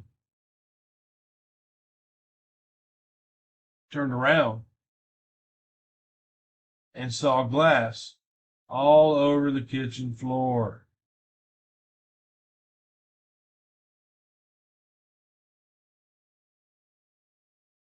And walk through, he grabs that wine rack and shakes it to see how sturdy it was. It was cast iron, or, you know, I mean, it wasn't like super lightweight, but it was not a heavy piece of furniture. So on the way out with an adult behind him, because she said she saw him right before the wine rack, right? She drew a picture of where she saw him at. It was just on the other side of that breakfast bar that they have, where she put the knife on the counter. And it was about 6 feet away from the wine rack. So she wants us to believe that he's got Darlie behind him. He stops with the knife in his hand, to shake the wine rack. He doesn't get any blood on the wine rack. He stops to shake it. Then he takes off. Okay. I believe that. Was able to shake it himself, which when you're shaking that, it's very plausible that glass could have fallen off at that point. If you... The investigators did tests on that where they pushed it, they bumped it, they shaked it, they grabbed it, and they couldn't get anything to fall off of it. Look at the glass and you expect for there to be blood there and there's not blood on that glass, then that absolutely leads you to believe that that glass was kicked there by somebody that was walking through the scene after the blood was dry already, which would have been at least an hour after the crime took place or after Darlie stopped actively bleeding in the house. We have different perspectives on this, but we're kind of talking about the same evidence, and this comes down to just perspectives and opinions, right? For me, just from where I'm sitting, I hear from Darlie that as she's coming to, the man is walking away, and then she hears the glass break, and she's following after him. And so I would assume that she's walking through the glass, and she's bleeding at that point. She's already been injured. So I would expect to find blood on top of the glass. And yet, no glass in the house do you find blood on top of the glass, which is, I think, why a lot of people, including myself, believe that she cut herself, and then to wake Darren up, she smashed the glass to get his attention, which would align with him coming downstairs and her being right there. I know you're not going to agree with me. I'm just telling you where I'm coming from. Yeah, and I've heard that before, but in all reality, there is no blood on the glass, even the glass that's on the footprint. And so you can argue it either way. Right. He's saying you would expect to see blood on the glass. And you're back to, well, there was no blood on the glass. Yeah, we know that. How do you explain the no blood on top of the glass, though? Like no blood on glass anywhere? It's my opinion that when that cup fell and hit that wine bucket, shattered, most of that glass stayed on top of that wine rack, just right on top there. And because I just showed you where Darlie said glass was all over the kitchen floor. When Danelle flat said it's not like it was all over the kitchen floor. Kind of pieces roll off and move off as the scene develops and as Darlie's in and out of the kitchen. But the wine rack itself was kind of in the walkway. If he bumps it, it falls and it breaks. When you say he, you talk about the offender or Cron? No, an intruder. The intruder, okay. Yeah. So if an intruder bumps into this, which let me also add, there was a green rug between the kitchen and the Roman room, which is the room where the assault took place. There was a rug there. And it is a known thing at Darlie's house that rug kind of got in the way and people would trip over it routinely. It was there because there was a stain kind of under the carpet and it kind of helped to buffer people from, dirty feet onto white carpet. There was also a clear runner there that kind of protected the carpet from all the in and out traffic and all that. White carpet was just really a hard thing to keep clean. Bad idea altogether. Not the best thing you want to do. Stephanie, I have more pieces of evidence I want to talk about. Anything you want to add to the glass conversation? No, I kind of want to talk about the fingerprint. Perfect. That was literally my next thing. Do you want to bring it up or do you want me to bring up what they said first? Yeah, you do that. Okay. So fingerprint, again, I wrote this down. It's kind of a synopsis of what you wrote. There's 28 pages. Yeah, but I wrote the general, idea, and you can elaborate. But this is, and then I won't go into my point, Stephanie. I'll let you go first, and then Danelle, if you want to follow up, you can go, and then I'll go. But the unidentified bloody fingerprint found on the coffee table, which, to be completely transparent with our audience, we did talk a little bit about this on the phone, Danelle, because it just happens. But I'm glad we did because it really had me look into it. And so I'll get to my stuff. But you wrote here, or someone wrote here, forensic analysis conclusively proved it does not match Darlie or either of her sons. 3 separate forensic experts, including one from the FBI, all agreed that it was not from anyone from the crime scene, which is what you also said to me on the phone. That's what I have here for her, Stephanie, but take it away. Was that a full print or was it a partial print? No, it is a partial print. On the coffee table, there's also a print on the door leaving the garage or leaving the laundry room into the garage. So there was 2 fingerprints in blood that were unidentified. They are enough to compare. Cron said he needed like 7 or 8 points to compare them. And these prints had at least 10 to 12 points each print. So here she's going on what Cron said. Cron, who has, he's just a fingerprint guy. He's just a consultant. He isn't even a cop. But when it benefits you, well, Cron said all it needed was 7 or 8 points, and this one had 12. See, you can't have it both ways. You talk about Cron like he don't know what the fuck he's talking about. You even made a joke that when they asked him a question on the stand, he had to pause for a minute and put his glasses on. You made a joke about him having to wear glasses to do that. But now, hell, Cron said there were 7 or 8, so that's what it is, right? Was able to say that they were not Darlie's at the trial, and he said that they must have been the boys. Or he said Devin specifically is what he said. James Cron was a fingerprint expert. I will give him that. That's pretty much all he was an expert at, but he was a fingerprint expert. There she goes with that bullshit again.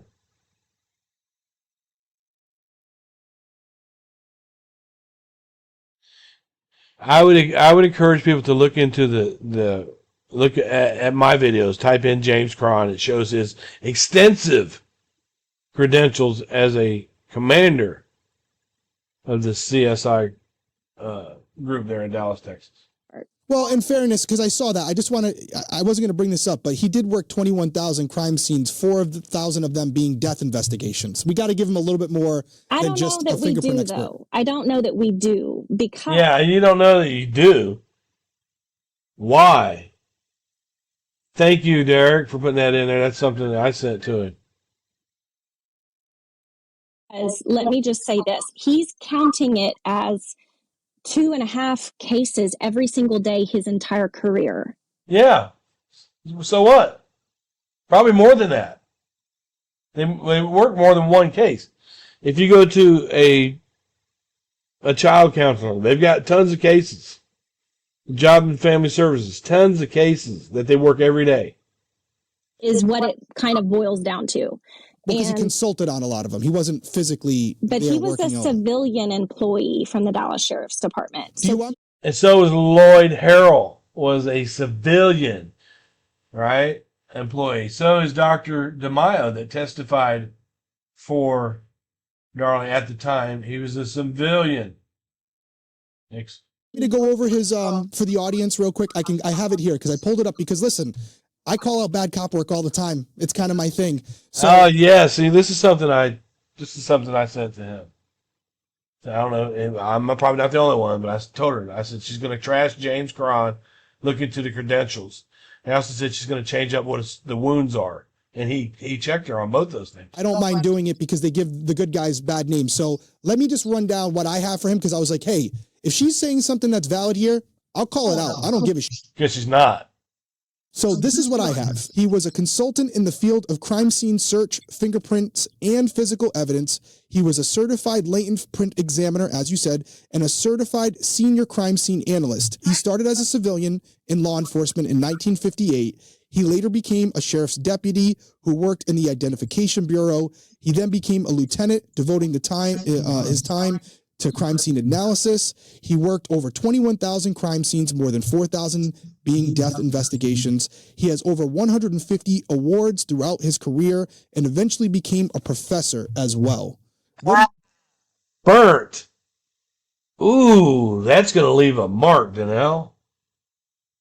That's one of the things that I sent to Derek. Derek never responded to me. I just kept sending him stuff. But this is one of the things I sent to him. I said, look into his credentials because she's going to trash him. You go first, Danelle, as far as just because that sounds pretty good to me. So you go first. It does. It sounds like he is this squared really away. Yeah. But when you write your own resume, you typically do toot your own horn any way you can. I feel he ain't writing his own resume. She said, "Oh, that's just stuff he said." No, there's proof of this. There's proof. He didn't write down that he teaches this stuff. He actually goes and teaches it. He didn't write down that he was the commander or a lieutenant. You know, he was actually that person. attacked right now. We all pump our resume a little bit. Come Everybody on. does. You want But this to can be confirmed. seen. This can be confirmed though. You can confirm a lot of this. But what you can confirm and what is being said don't always mean the same thing. Yes, he did have a certificate as a crime scene analyst, but that was based on a seminar he paid to go to. That was based on something that he purchased. He purchased this course. He attended. Look at this. Look at this. You describe your friend Anna Sullivan as a private investigator. But that's just the course you paid for. You go to a couple classes, right? But she's a private investigator. She ain't even been there yet. This, whatever it was, seminar, and then he got a certificate at the end of it. Wouldn't you say that shows initiative? Now they pay Sure. for all your certifications. Well, and they may have paid for his, but that does not mean that he was well versed in crime scene analysis. Oh, really? But Sully is a private investigator. Rich is a private investigator.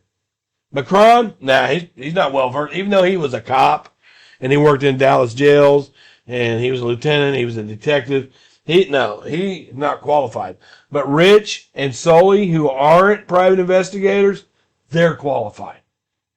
They're qualified. What would you consider well versed? I would say that somebody that is actively involved in murder investigations, somebody that has seen it top to bottom, front to back, and I don't think that's where he was. That is where he was. That's not where Rich and Sully are, but you promote them all the time, don't you? The fingerprinter. He was the guy that took your fingerprints when you came in and out of jail. So he did that for a while. Yes.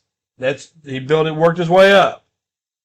See, when I worked my way up in the chefing while I was studying to get my sous chef, my working chef, my sous chef, my master chef, which I didn't get, I started out the same way Emerald Lagasse did in the restaurants. I took a part-time job. I'd work full-time during the day. And at night, I took a part-time job to make some money. 30-some years ago, washing dishes. And as I washed the dishes, I'd get to know the restaurant. Then I started slipping on over to the line.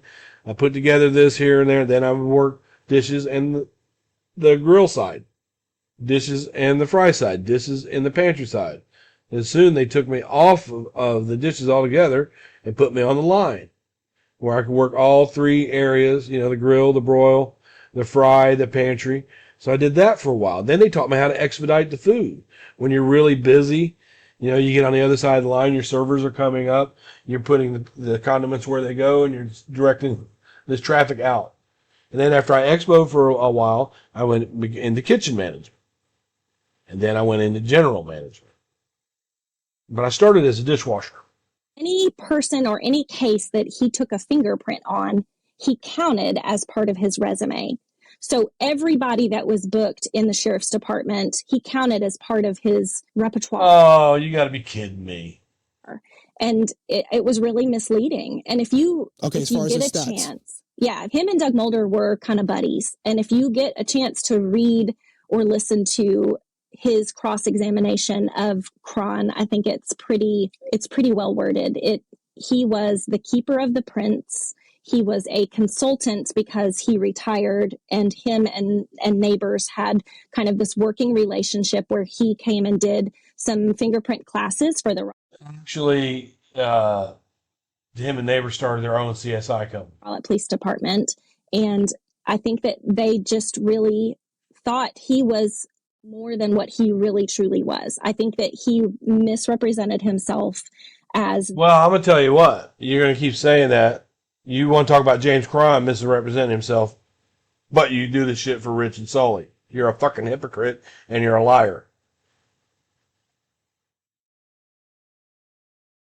This well-versed, really good crime scene investigator. And well, I'm going to tell you what. He slipped in, and within about 30 minutes, he felt like it was a staged inside job.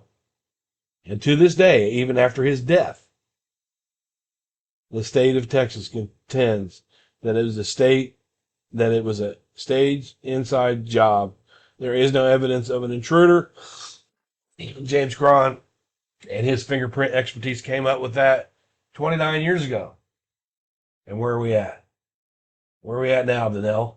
Basically, he had some on-the-job training for taking photographs at a crime scene, and he was well certified in fingerprint identification. And I'm sure he was a wonderful man. I'm sure he was a wonderful dad. I'm sure he was a wonderful everything. But in my story and my version of James Cron, he walked into a crime scene and can determine within 20 minutes that this was a murder based on evidence that he hadn't even completely collected yet. You have to start with an intuition. And through experience is where you gain this intuition. He said he felt like it was an inside job. He didn't say, yep, this is an inside job. Fuck that. Don't look anywhere. All right. That was his impression as he walked into that scene. He looked around a little bit. He saw some stuff. And the cleanup, he saw the sink. He saw it and it just didn't look right to him. As a crime scene investigator, it didn't look right to him. And 29 years later, we have other crime scene investigators that you're sitting with that it doesn't look right to them either, Danelle. And he hadn't even been at the scene. All right? But it doesn't look right to him 29 years later. Didn't look right to Ken Maines. Didn't look right to the state of Texas. Doesn't look right to all these people that are doing DNA testings for Darlie. And it comes back to Darlie. Yet. There was still evidence that was not even found when he made that assumption. And sure, if he would have found something that showed that it was a intruder in that house, he wouldn't try to stick that in his pocket and walk away. He'd say, oh, no, we got this. And he never had that.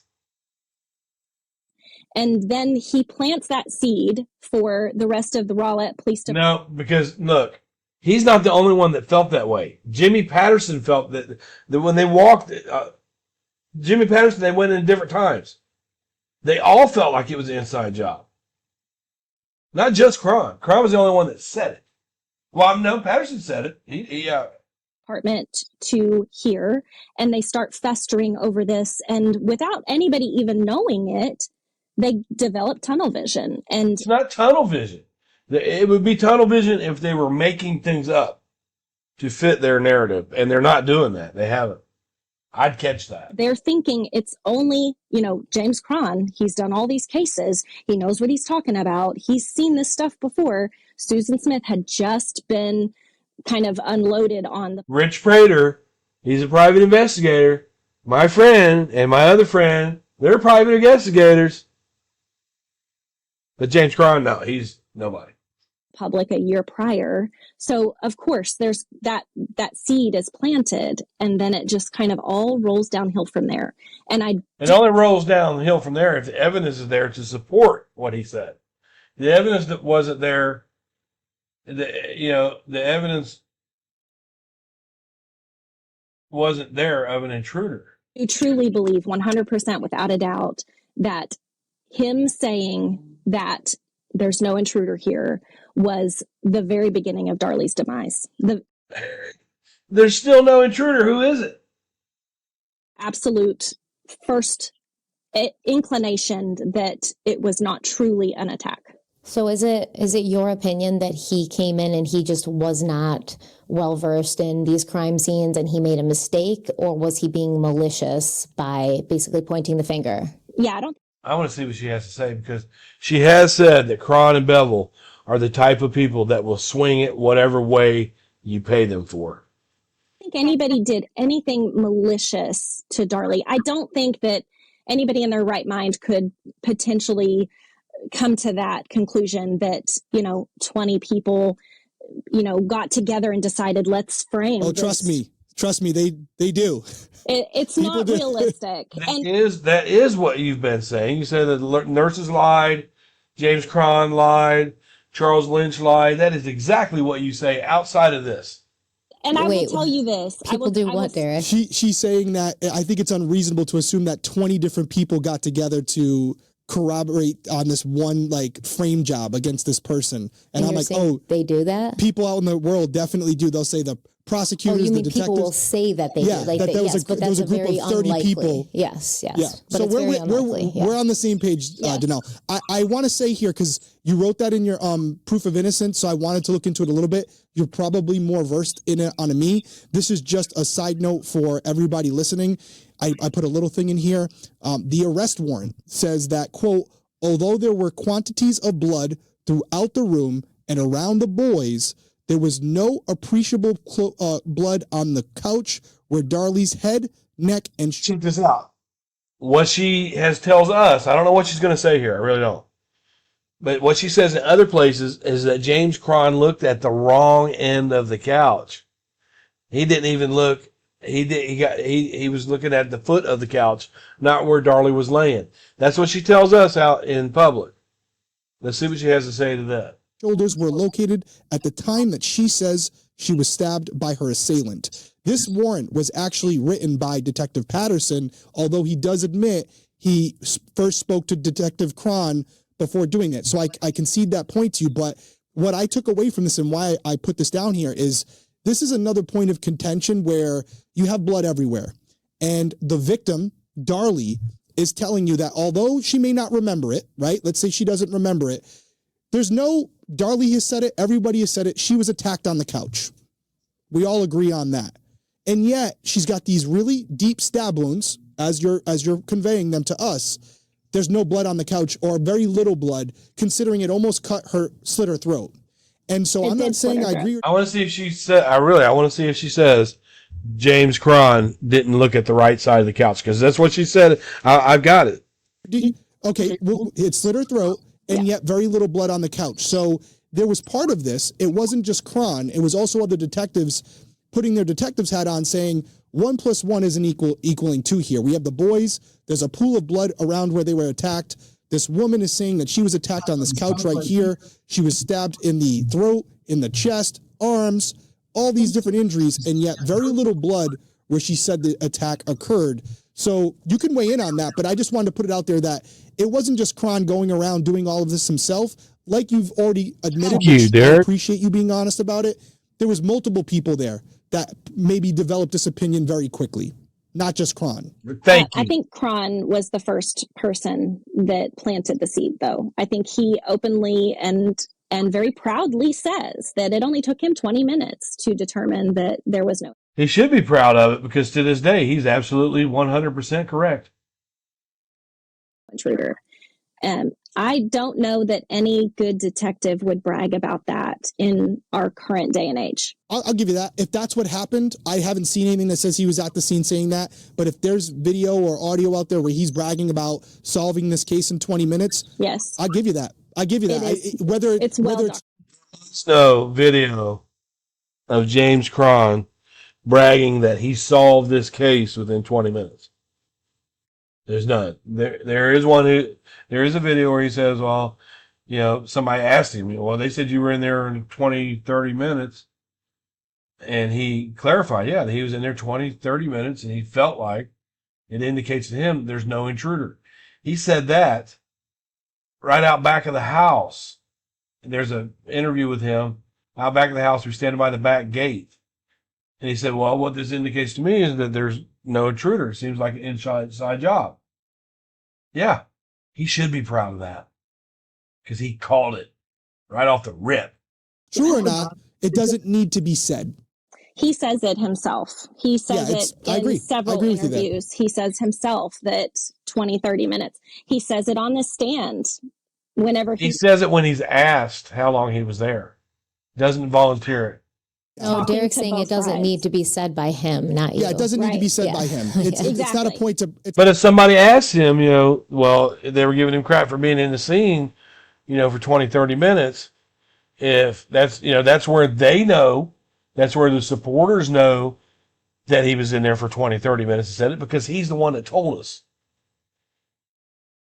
It's not a point to brag about. Whether it's true or not, it doesn't need to be said. Just do your job. I think maybe, and I hate trying to put myself in people's heads. They have their own opinions and their own agendas, but I think he was trying to maybe convey it as this was such an obvious case of what I ended up coming to, that there was no doubt within 20 minutes I knew what happened here. It wasn't even something that I had to think about. It was just the evidence. He never said he knew what happened here. He said it appears to be, or it indicates to him that there was no intruder. Didn't align. Stephanie, I feel like we're just like, we're just like cutting you out here, but anything you want to add on that? No, I just want to go back to the fingerprint. Yes, I apologize. We have so much about the fingerprints. Go ahead. According to, Darlie's camp, the forensic analysis conclusively proved that fingerprint, the bloody fingerprint on the coffee table, did not match Darlie or either of her sons. And then 3 separate forensic experts, including one from the FBI, all agreed that it was not from anyone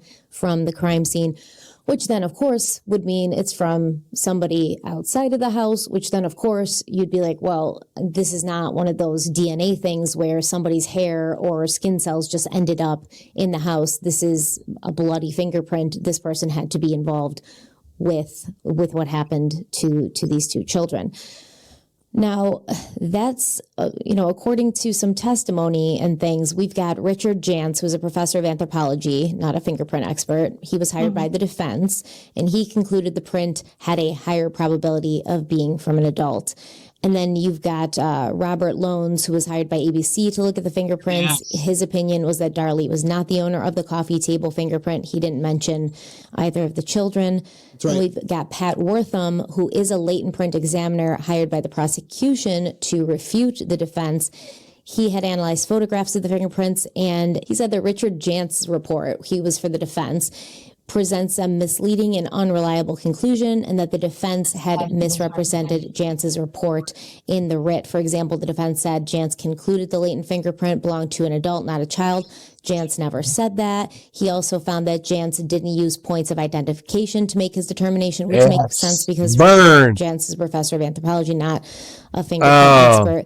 And I can hear Danelle's butthole fingerprints puckering up from here. Prints, for example, Darren, first responders, crime scene people, etc. And he was able to exclude everyone except Darlie. He said she could be neither excluded nor identified, and Wortham is a latent print examiner. Danelle, is it Wertheim or Wortham? I want to make sure. I was looking it up. I was looking into him. I really don't know. That was post-trial. So all of that was in her relief efforts. It's all a muted point now because the Dallas County District Attorney, the Conviction Integrity Unit, and the Innocence Project of New York has exclusively 100% determined that this is not Darlie's fingerprint. Just the verbiage alone, it cannot be matched or excluded, should be enough for people to question that. If I can exclude you from this fingerprint, then it clearly, if there's not enough points there to make it match. If I can match you to this print, then it's a match. There's not an in-between. There is no gray. It could be a match or it is not a match. So can I weigh in on that? Because yes, I am a latent print, not an expert, but I'm certified in it. So that's why I thought this was a partial, because the way you would come to that determination is essentially if you have certain points, certain markers, but not enough. And based on the markers you do have, you can't rule someone out because there are certain matches there, but you don't have enough data to say conclusively whether it's them or rule them out. That's where you would make that determination. So that's where I'm coming from on that. So let's say they took 10 people, like they took Darren and the 9 CSI people, police, whatever, who were in there. And they have this partial fingerprint and there's X amount of points. And based on the points that are there, they can rule all these other people out because though their fingerprints don't have those specific points, but they wouldn't be able to rule Darlie out because maybe some of those points matched, whereas some didn't, or the part of the fingerprint that was missing wouldn't match because it's missing, but some of her points in her fingerprint did match, whereas the other 10 people had no points that matched. Did they ever give like detailed reasons for why Werthimer said that he could exclude everybody except Darlie?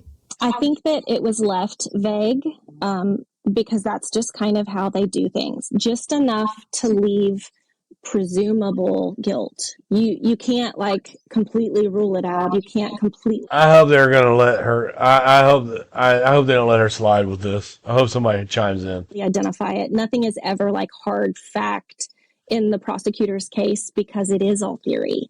And I think that same thing goes with this fingerprint. James Cron looked at it while they were doing this investigation. The original investigation, if it had been even remotely close to Darlie's print, he would have 100% said, this is Darlie's fingerprint. But the only fingerprints they did not have. Oh, so now what James Cron says, he would have done this. He would have said that was her print. That's the second time that you've used Cron to make your point with his point.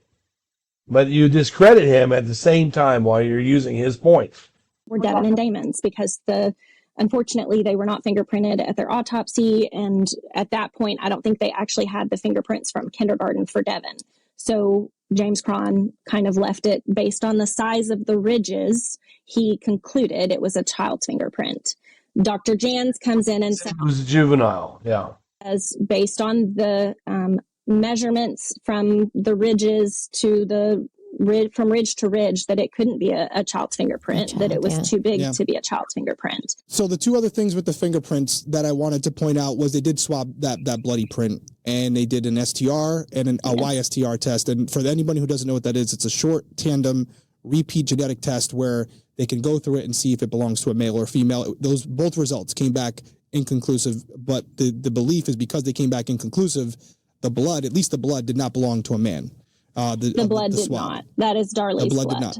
Yeah. So if it is the offender's fingerprint, it's his fingerprint in either her blood, or it would have to be her blood because it's been ruled a not male DNA. So that would mean it was Darlie's blood.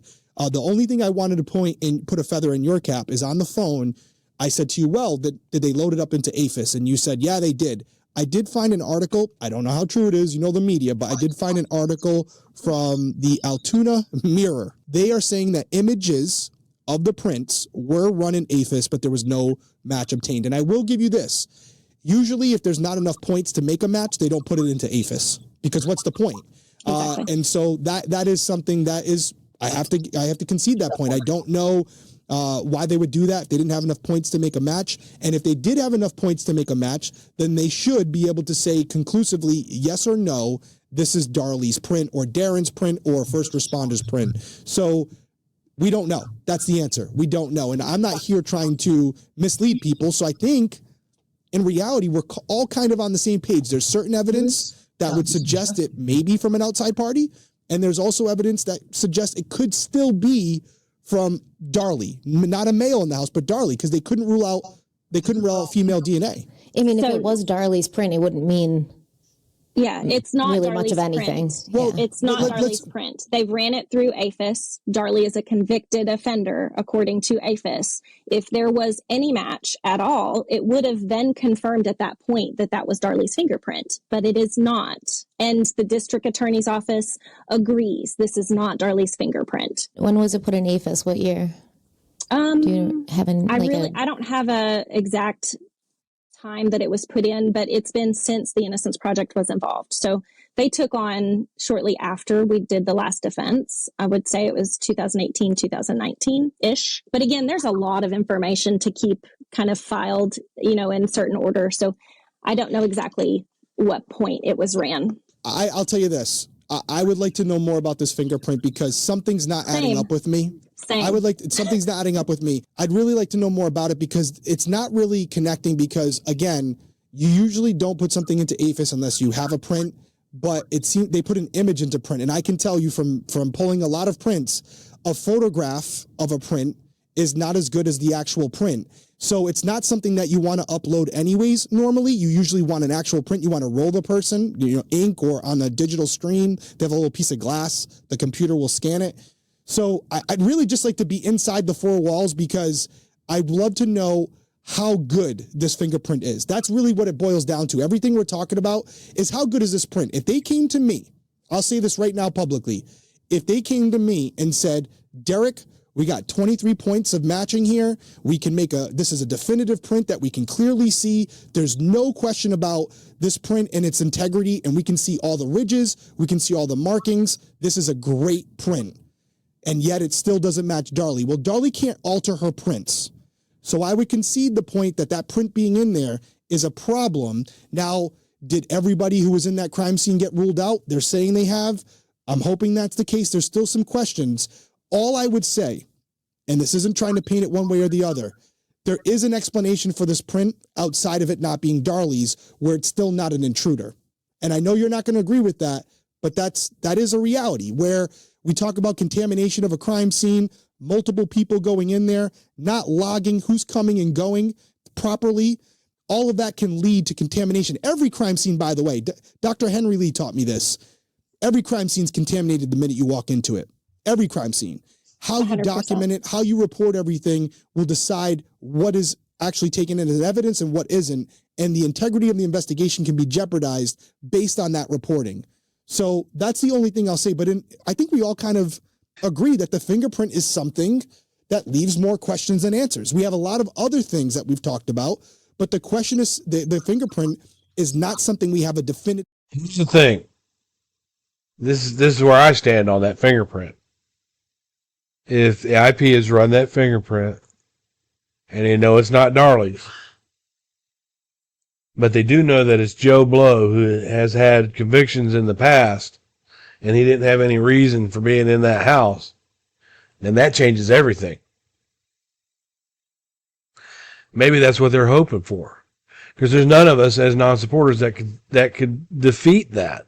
The fingerprint is definitely Joe Blow's, who lives down the street, who's had a couple of run-ins with the law. He had no reason to be in that house.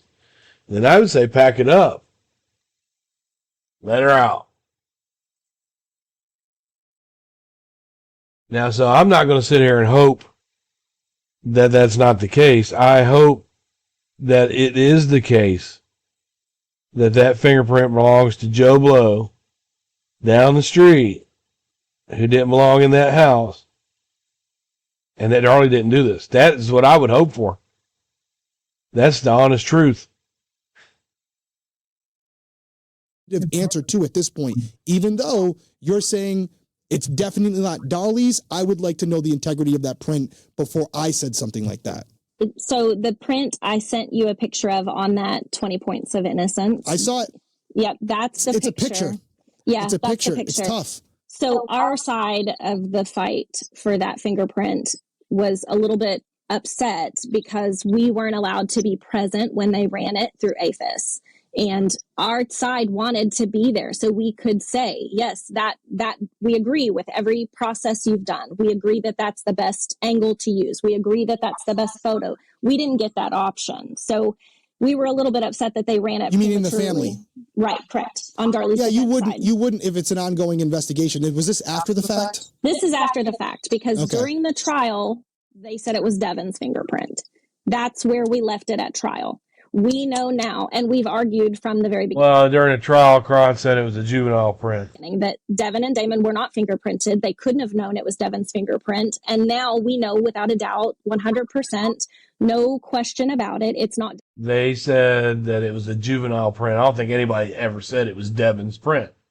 Devin or Damon's fingerprint, and 100% not Darlie's fingerprint. Just to reiterate, how do we know 100% it's not Devin or Damon's? Because the blood doesn't belong to them for sure. Correct. The size alone was too big to have been from the boys. That partial fingerprint was bigger than the boys' whole fingerprint. Yeah, man, I would love to be in that conversation because yeah, they submit partial prints to APHIS sometimes, especially in murder cases, sexual assaults. If they have a partial print, you never know, you might get some potential matches.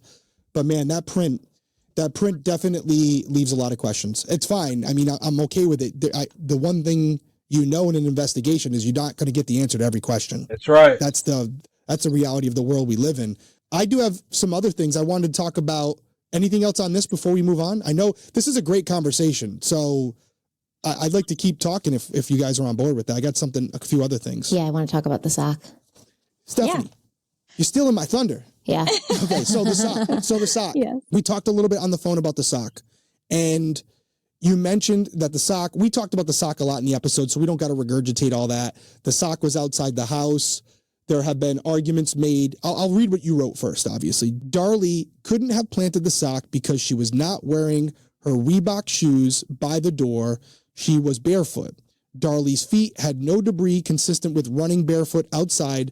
Unknown DNA was found on the sock related to the case. So here's my first thoughts on that. We know that the distance to where the sock was, it wasn't that far. You could physically get back in time. If this was a premeditated event where you knew what you were about to do, you could run out there quickly, throw the sock out there, come back. Now, here's my issue. There's a couple things. First off, if the sock was taken out by the offender while they're fleeing the area, it was a bloody scene. I think we can all agree on that. There's unknown DNA on there, and yet there's no blood from Damon and Devin. Yes, there is. There is blood from Damon and Devin. Yeah. The only blood on the sock is Devin and Damon's blood. There's two small stains. That one was kind of a more diffuse. Yeah, where's the DNA at, Danelle? Go ahead and tell him how it's on the outside of the sock. Go ahead and tell him how Darlie's DNA is on the outside of the sock like you did Ken Main's. Stain, so it may have been wetted or dampened, or there was some kind of saliva mixed in with some of that blood. So correct me, I'm wrong here. It's Darlie. There's no blood from Darlie on the sock. No blood of Darlie's on the sock. Okay, there was I apologize. DNA. Thank you for correcting me. Yeah, there was DNA found on the sock that belonged to Darlie, and it was explained to us as epithelial. She said found on the sock, not in the sock. She is moved away from that. Cells, as if you would see them in her mouth or the inside of your nose. Yes, it's just skin cells. So if Darlie did this, right, Darlie would have had to have killed the boys first, then taken the sock out to that location, and then come back, because she clearly didn't stab herself and then come back if you're in that camp. So she would have had to run out there and do that. And Correct. that, it's possible, right? It's definitely possible. Yeah. What is your interpretation of the sock? How did the sock get out there? This unknown DNA, you talked about it on the phone with me. We've seen cases with like John Bonet where somebody who packaged the underwear, their DNA was on it. Things like that can happen. But what's your interpretation of the sock? Through the Innocence Project, they're doing very specific testing, and I don't know answers to what their testing is going to show. And I can't talk a whole lot about DNA on the sock. But what we have known for a very long time, since I want to say it was 2003, 2004, was the first time I had ever heard that there may be unknown male DNA on this sock. It was sent to us after one of the many trials that, not physical trial, but like an attempt to get further testing. We paid for it out of pocket through the defense team. They came back with some unknown alleles, which are, segments of your DNA, and they didn't match what would have been expected to have been seen on that sock. The sock does have Darlie's DNA on it. What we were told would have been saliva, or most likely would have been saliva. And then it had... She's saying on it, not in it. I hope they ask her. Devin and Damon's blood together, smeared on that sock. In order for us to believe that this is accurate, the blood evidence that the state presents completely ruins any chance that this could have been planted by Darlie. The blood expert, Tom Devil, whom is well respected in the legal world and in the criminal defense or the criminal world. He was a retired chief of police for Oklahoma, well-established man, but he got it wrong on our case. And you trash Tom Bevel all the time, to the point where I called Tom Bevel's office and told him about it, how you're doing it. And there's so much I could go into on his whole testimony and on his whole ethical background. Okay, there's a lot there. So Tom Bevel says in his testimony that he thinks that the blood with Darlie and the boys on the front of her shirt, there was several spots that were of mixed blood. So they had Darlie and Devin's, or Darlie and Damon's. And that blood was mixed and on her shirt. Originally, his statement to our defense team was that those blood spatter, that blood, whatever he called it then, it was mixed before it landed on her shirt.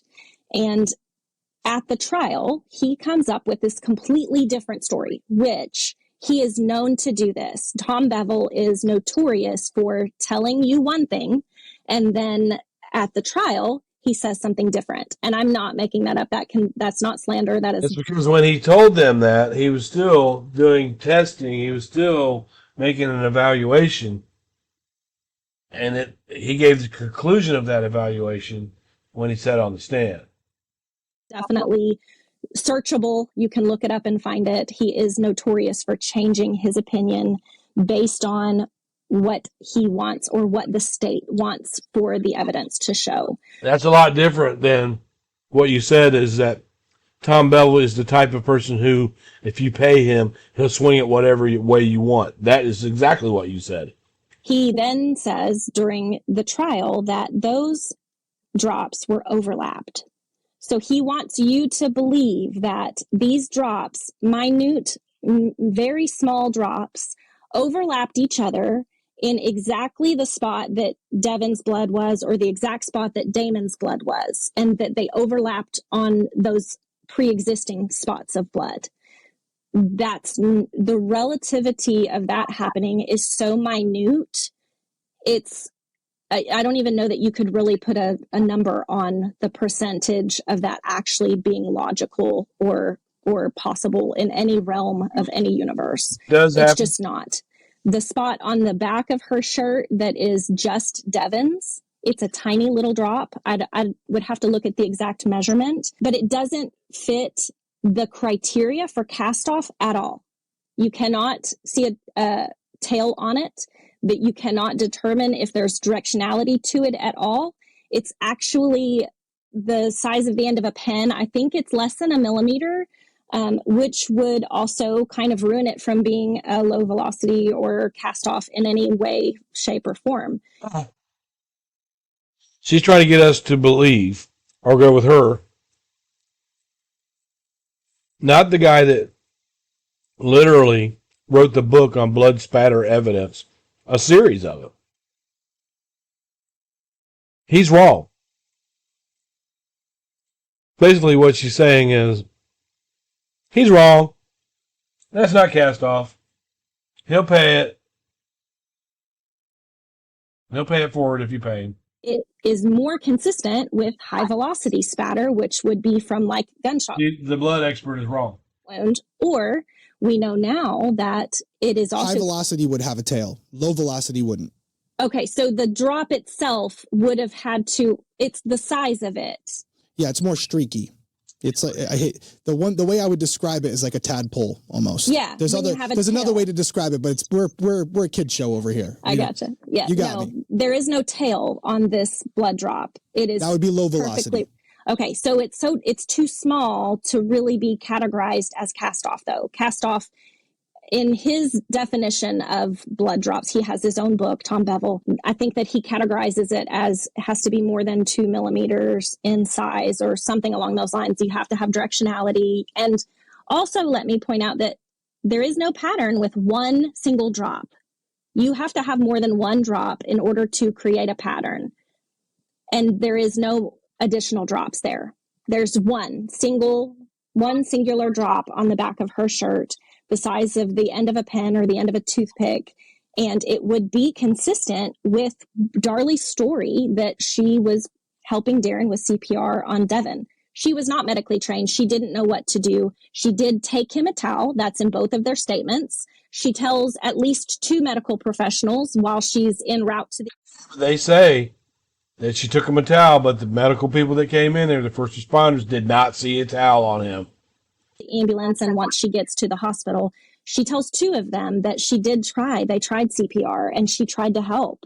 And that spot on the back of her shirt would definitely be consistent with Darren blowing into Devin's mouth and that blood kind of splattering outward and landing on her shirt. It would have to be a 90-degree angle to make that drop perfectly round. And you can't get a 90-degree angle while you're casting off and stabbing a child. She would be parallel to the floor. I would suggest, though, that you could get that exact position when you're holding wounds together and you're leaning over a child and you're attempting to do CPR, and that gush of breath comes right out of his lungs. And as aspirates, that happens, like blood goes in the air. They want us to believe that Darlie was down with Darren, holding that chest wound together with her hands, while she's on the phone and while she's holding a rag to her own neck. And Yes. falls on her back. But wouldn't you expect more than one drop then? I If it's don't, an I don't, aspiration? I don't think you necessarily have to have more. Yeah, well, he said it sprayed. It gushed. It gushed. So you would expect more than one if that was the case. One drop, because by that time, Devin's not actively bleeding anymore. So it's going to be more of like, residual blood that was left kind of on the wounds itself. Can we go back to the sock for a minute? Yes. Because with the sock, well, first off, there was STR and YSTR testing done on that sock as well, and Darren couldn't be conclusively ruled out as possibly the contributor of that male DNA. Do you agree with that? No, there is separate DNA that is Darren's. Darren's DNA is found on the sock. It was limb hair, I believe. But couldn't the DNA that they haven't ruled definitively be just not enough? Sometimes the sample size isn't good. Okay. No, it was completely unknown alleles. So alleles that are not in Darren's DNA makeup, and Darren's DNA makeup are the boys' DNA makeup. So they're, together. For the sake of this, we'll say 2 DNA profiles, male DNA profiles, not knowing who that DNA belongs to. It could be the intruder. It could be the person who packaged that sock when they first shipped it there. You say you're shaking your head no, but that's happened. It's possible. I would agree that has happened, but I would also it is definitely agree, possible. Yeah, but in Darlie's case, this has been litigated for so long and it's been investigated for so long. These individuals have already been ruled out. Anybody that touched you can't rule out the guy who packaged the thing at the factory though. Oh, I don't know what type of sock it was. Okay. This was I don't think that is logical or reasonable in the sense that this was a very well-worn sock and had been washed many, many times. And I would have to agree with Danelle on this point because Darren did say that it was from a basket of old socks with holes in them. So I would have to agree with her on this, as far as it could have been someone from the packaging facility or something like that. And was in the trash pile. So it had pretty much met its lifespan. And I don't think that we would still be seeing remnants from a factory worker that created the sock potentially years ago or 6 months ago. I won't even argue that point because I hate when people start going outside of their scope, and I'm not a DNA expert. And so I know in the John Benet Ramsey case, we had something similar with that on her underwear, and that's the belief there. But because I inaccurately said I was under the impression it was Darren and Devin who were not on the sock and it was Darlie. But now hearing that, and I'm reacting to this just as you correcting me, what do you say to the people who say the fact that Darren's blood's not on there, because obviously he wasn't bleeding, but you have Damon and Devin's blood on there, and yet you don't have Darlie's, that could suggest that she killed them, goes out there before cutting herself, plants the sock, and comes back? Because there's going to be many people who say, if this offender had the sock on their hand or in their possession and they got blood on it from Damon and Devin when they were killing them, they should have some drops of blood from Darlie as well, considering how many times she was cut. Yeah, most of the blood in that house was Darlie's. And yet there's not a single drop of blood from her on there. What do you say to that argument that does actually make her look more guilty? I don't think that you can follow that argument when you are leaning against what the state presented and their blood expert, because their blood expert says that she had to have killed Devin, cut her own throat, and then killed Damon. That's his testimony. And in order for that to fit this theory, she would have had to have ran the sock down the alley while she was actively bleeding. While she was actively bleeding. Yeah, I don't see that happening. It's not possible. That didn't happen. No, it's not possible. I didn't watch the trial, but if that's the argument they're making, that she cut herself and then ran out the sock, I disagree with that. I disagree with that 100%. I think if she did it, and I've already told you what I feel, I'm not beating around the bush. She cut herself after they were already dead. I think she would have cut herself, thrown the glass on the ground, and then she's right there for Darren when he comes down the stairs.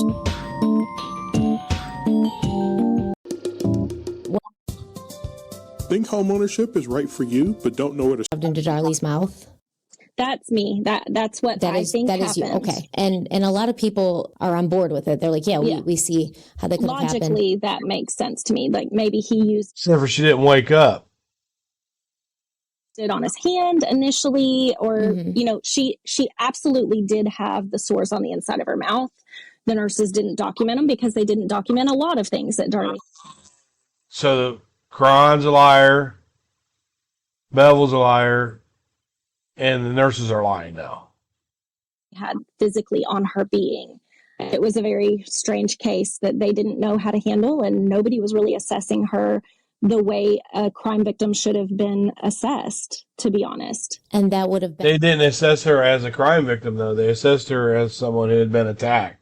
And how the skin cells got on the sock because it was shoved in her mouth. But we have Darlie, who had previously testified at trial that she thought the man's hand was maybe what caused her injuries. And then the skin cells were on the inside toe of the sock, and she's not going to tell you this. It was only until she requested new DNA testing in 2008 that she then brought up the possibility of the sock being shoved in her mouth. And then she said she wanted saliva testing to be done as it had not been done before. So if the theory of the sock being shoved in her mouth, because as we've discussed before, Darlie's story did consistently change throughout the multiple times that she was asked. I will argue that when you're done. Okay, thanks for letting me finish so I don't lose it. If it was shoved into her mouth during the attack, you would expect that her blood would be on the sock. If she had already been cut, perhaps it was done prior to her being cut. Again, we don't know the series of events that unfolded. Nobody does, because Darlie has very little memory of what actually happened. Her memory is very spotty. And so we don't know the steps that were taken prior to her coming to and realizing that, they've got a storm going on. So the defense doesn't know the series of events. The prosecution doesn't know the series of events. Darlie herself, us, obviously none of us know the series of events, which means that technically she could have run that sock down to we do know that the other house. Darlie knows that didn't happen. The defense knows that didn't happen. There's the blood expert says that couldn't have happened. And if you believe in the state's theory, then you have to believe that Darlie did this alone, without anybody else's help, completely alone. There's no room for anybody else to be involved if Darlie did this. Yet their blood expert completely null and voids the theory that the bleeding happened the way it did or the sock got there the way it did. One of the two are not jiving. Okay, but technically, because no one does know besides Darlie in this specific part with the sock, and maybe even not Darlie, she could have.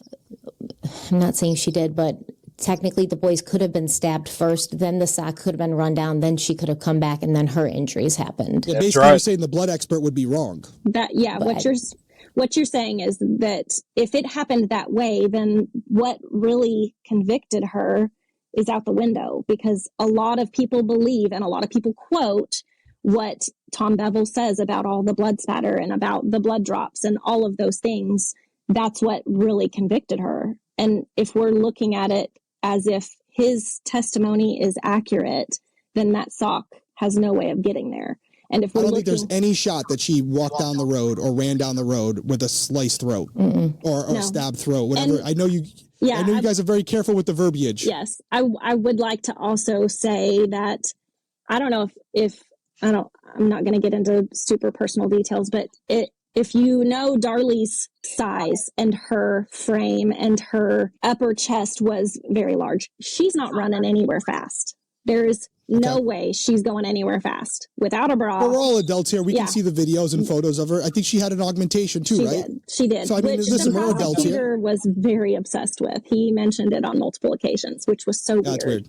Yeah, that's weird. I would say it's a sign of the times, honestly. And that goes back to motive too. They're always trying to tell the jury why this person did it. Yes, it's weird the way they fixated on things back then before someone told them, hey. Now every single person, half the people have some type of enhancement. Yeah, and that was normal for the Dallas area. It was not normal for the Kerrville area. Darlie was a product of Dallas, Texas. Like Darlie was a Dallas girl. Yeah, she definitely. Tuna, she was raised mostly in Lubbock. 50 watching the last offense, you definitely got a whole picture of it. So is it possible the skin cells found on the sock were just Darlie's skin cells and not necessarily saliva mixed or skin cells from inside her mouth, or was saliva definitely 100% found on that sock? You know what? I thought I saw something on that. Let me look for my notes, but maybe not. I can't speak on that exactly because I've not seen that report in a really long time. I don't want to misrepresent something. I know that we were told that it was from saliva, but I don't want to misrepresent that it's put into a report somewhere that it is specifically saliva. No, But she's staying away from the fact that it was on the inside toe of the sock, though. It was tested. Yeah, it was tested so long ago that I don't know exactly how much detail they had on those epithelial cells. Now we would know specifically, if it was epithelial cells from your mouth, we would be able to tell. It looks like it was not, because it looks like here that your sister was actually requesting saliva testing be done, which would make us all believe that it hasn't been done yet. So that's fair. I mean, that's the only thing I had on that, is that she was requesting saliva testing be done, which would corroborate her story that it potentially was in her mouth. But even she doesn't know if it was. Exactly. She's guessing. Danelle said she does not agree that Darlie changed her story a few times or multiple times. So I'm going to bring it back to that because I'm interested in your take. Okay. So in regards to Darlie's story evolving or changing, I would be remiss if I did not mention that you cannot have a scripted answer to every question when you're in a traumatic situation. And your brain definitely tries to make things make sense based on what you do know. Darlie's story does not ever change. She is consistent with what she says. Every time it comes directly from her mouth, she's consistent with it. Officer Waddell speaks very passionately about him instructing her to provide aid to her children. Never once in the 911 call do you hear him instruct her to help her babies. That is not heard anywhere on the 911 call. He says to Darren to get a towel. Darlie had already given him a towel. And if you read it, the way he talks about it and the way the 911 call goes, he says everything he talks about with Darlie is during the 911 call. He does not speak to her again at all. After the 911 call, there is no further communication between Waddell and Darlie. He says that himself. Yet, the 911 call, you can't hear him say any of that. He doesn't ever tell her anything other than lay down, sit down right here. That's it. And if you're telling me to lay down and sit down right here, then how can I help my children? And to all of the speculation that Darlie never offered aid to her children. Well, see, because she was standing at the end of the place where the knife was, and she's right. You can't hear Waddell giving her directions. You can hear him say, "Lay down, just sit down." I think that's because she was standing in the middle of the crime scene. Because remember, she said she leaned up against the vacuum cleaner because she felt unsteady. All right? She used it to stand on. So Waddell probably told her, sit down so you don't fall down. You're wheezy, or you're a target. If this person is still in here, get down.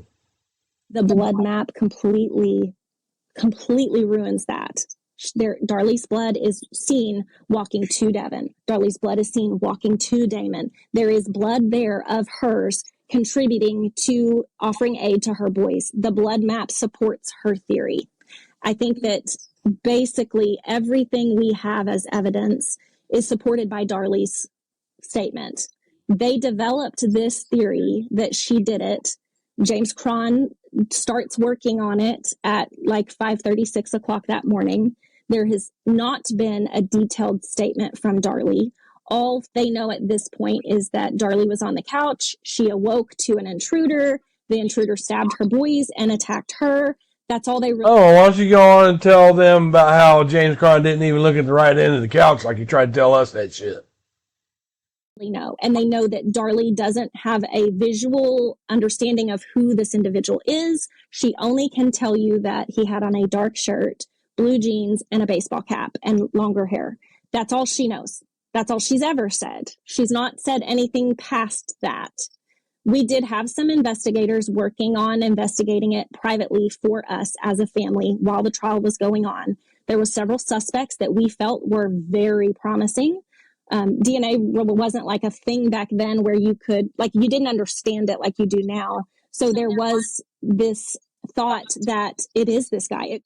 One of the suspects, if Derek and Stephanie listen to this, one of the suspects that they had checked out was the lead detective's son, Chad Patterson. Could be that guy. It really could be this guy. And that was kind of where Darlie's head was during the trial. Well, we've got to find who did this, because if we can prove that person did it, then they know it wasn't me. And this crazy nightmare that she woke up in can be over. Unfortunately, we couldn't get to that point, and they took her letters and used them against her, saying she was planting the names of individuals that she thought could have done it. And really, it was just like a hopeful statement. You know, I think it could be this guy. This really, he fits everything that we've seen. And I've done that myself. Like, I've gotten leads over the years, and I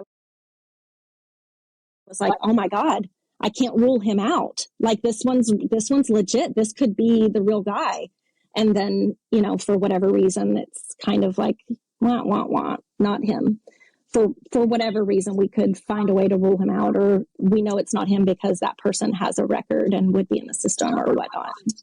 So you don't necessarily disagree that the story that she told, based on, you know, from police interviews, written statements to the trial, did change, but you're saying it wasn't a malicious changing. It was just, hey, this is how things are remembered. This is how things evolved.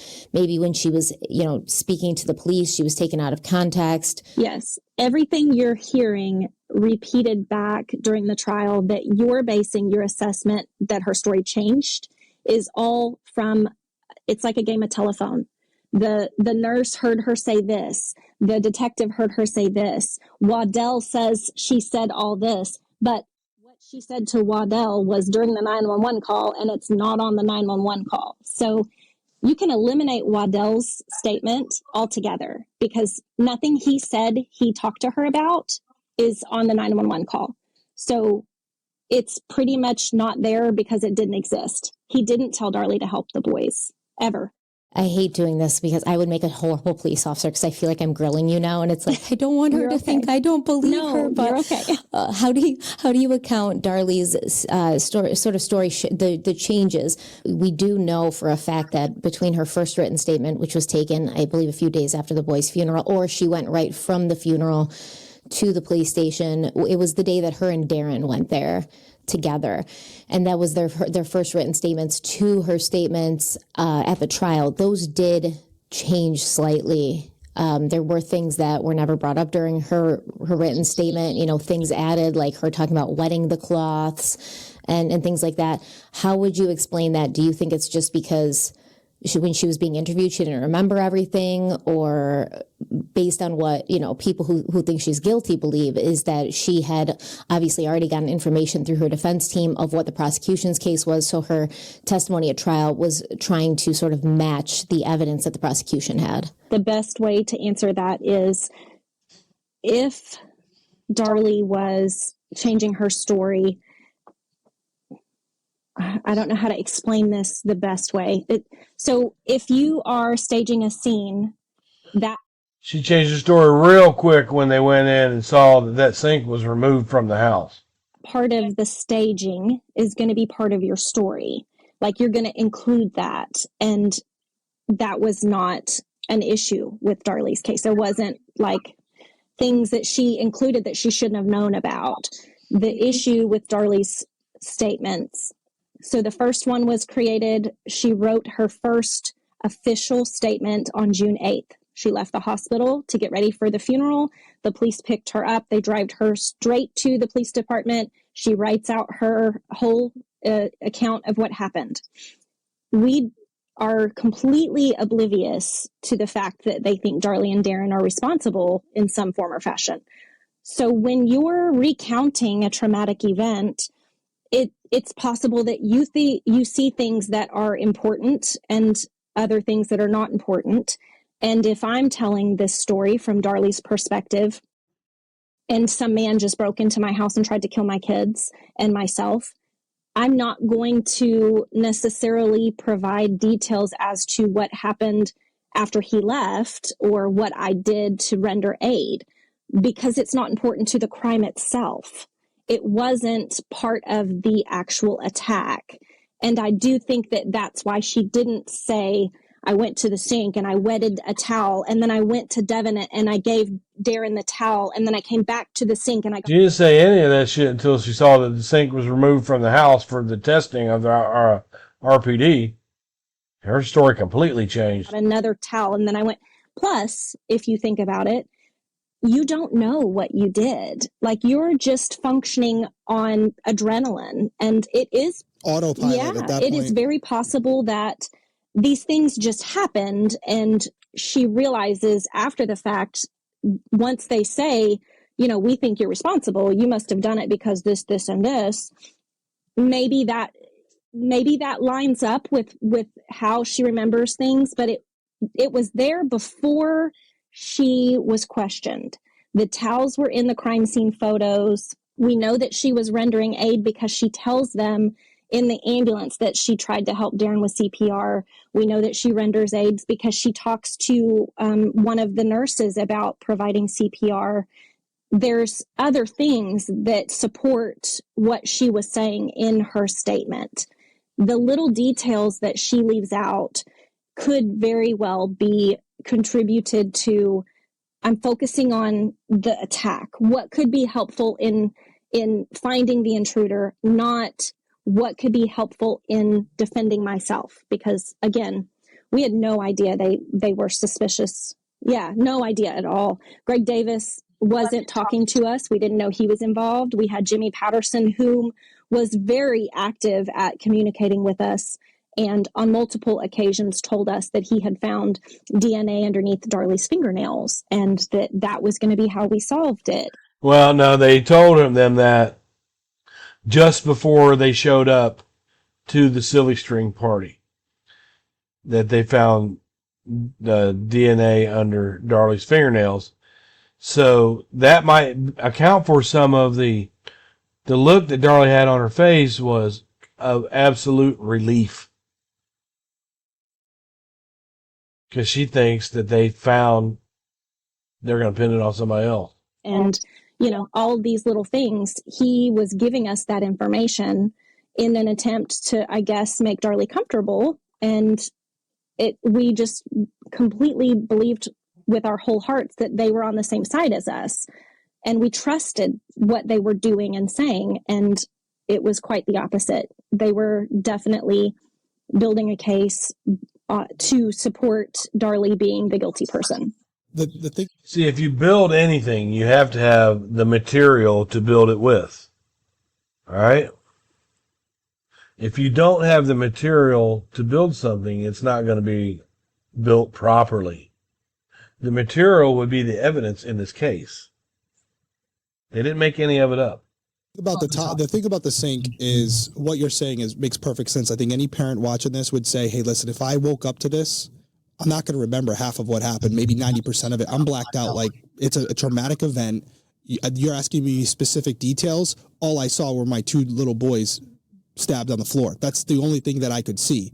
The other side to that coin is that people are going to say, and we've already told you what we think, as far as where we'd go with it. But the other side, the people who think she's guilty, are going to say, she realized that they had, she cut herself at the sink. She realized her blood was going to be in that sink. Now she has to have a justification as to why that blood's going to be found there. Oh, I brought the towels over to the sink. My blood was on it because I was patting And that's exactly what happened. That's why she changed her story. myself. I'm not saying, I'm not trying to convince you, but the point I'm making here is, depending on what you want to believe, you can contort the evidence to fit your narrative. And that's why this case is so intriguing. I wanted to talk about one more thing that I didn't have on my list, but now I'm remembering it. And I really want your opinion on it, and maybe the opinion of Darlie if you've spoken to her about it, because I think it's a critical piece of evidence that we almost overlooked. And it's the knife. And it's not necessarily the knife itself, but it's the fact that the fibers from the screen were found on that knife. How do you explain the fact that the offender, I believe, if I they was just came gonna ask in through that screen, It's like you're in my head. and that's not even on our notes or anything. That's just, That's but like, crazy. how do you explain fibers from the screen being on a knife that would have been used to gain entry to the house in the first place? That is a really good question. And that is something that a lot of people kind of lean on as the determining factor. I think I do. Okay, let me blow your mind then. Okay. Okay, blow my mind. So you dip a paintbrush in some white paint, and then you go and you paint something, and then you come back and you dip your paintbrush in some pink paint and you paint something. There's still some white paint in your other color. So it is my belief, and I think the belief of a lot of people that support Darlie, that is contamination and contamination alone. Screen fibers on a 100%. knife for food. Oh my God. So these experts were wrong. They don't know how to take fingerprint, but we know the story about the fingerprint. I'm going to just see what she's got to say. 100%. That knife block was dusted. The knife beside the opening on each side, those were dusted. However you look at it, it's in the trial transcript that those were dusted. 5 years. Fingerprint. When you say dusted, you're talking dusted for prints. Dusted for fingerprints by Hamilton. Gotcha. He dusted the window screen first and then worked his way in, dusted the door, dusted the countertops, dusted the refrigerator, dusted that knife block and the two handles beside the knife that was used, that empty spot. In that process, those fibers could have been transmitted everywhere. Like, we can't quantify how many fibers were spread all over the house, but it is very, very plausible that was there just by even the intruder himself. When he reaches in and grabs that other knife, he could have deposited some fibers in that butcher block at the time. Mr. Lynch, who was our trace evidence analyst himself, says there should have been more fibers on the knife had Darlie cut the screen with that knife. He, in all his experiments that he did, and he was much more of a scientist than Bevel was, in his experiments, there was well more than one tiny fiber that was so minute it could not be tested in any other way. Lynch suggested they do the chemical analysis to determine if it was the same exact chemical composition as what was in the screen. And Greg Davis said, no, we don't need that. It's okay. We don't need that. And let me tell you why.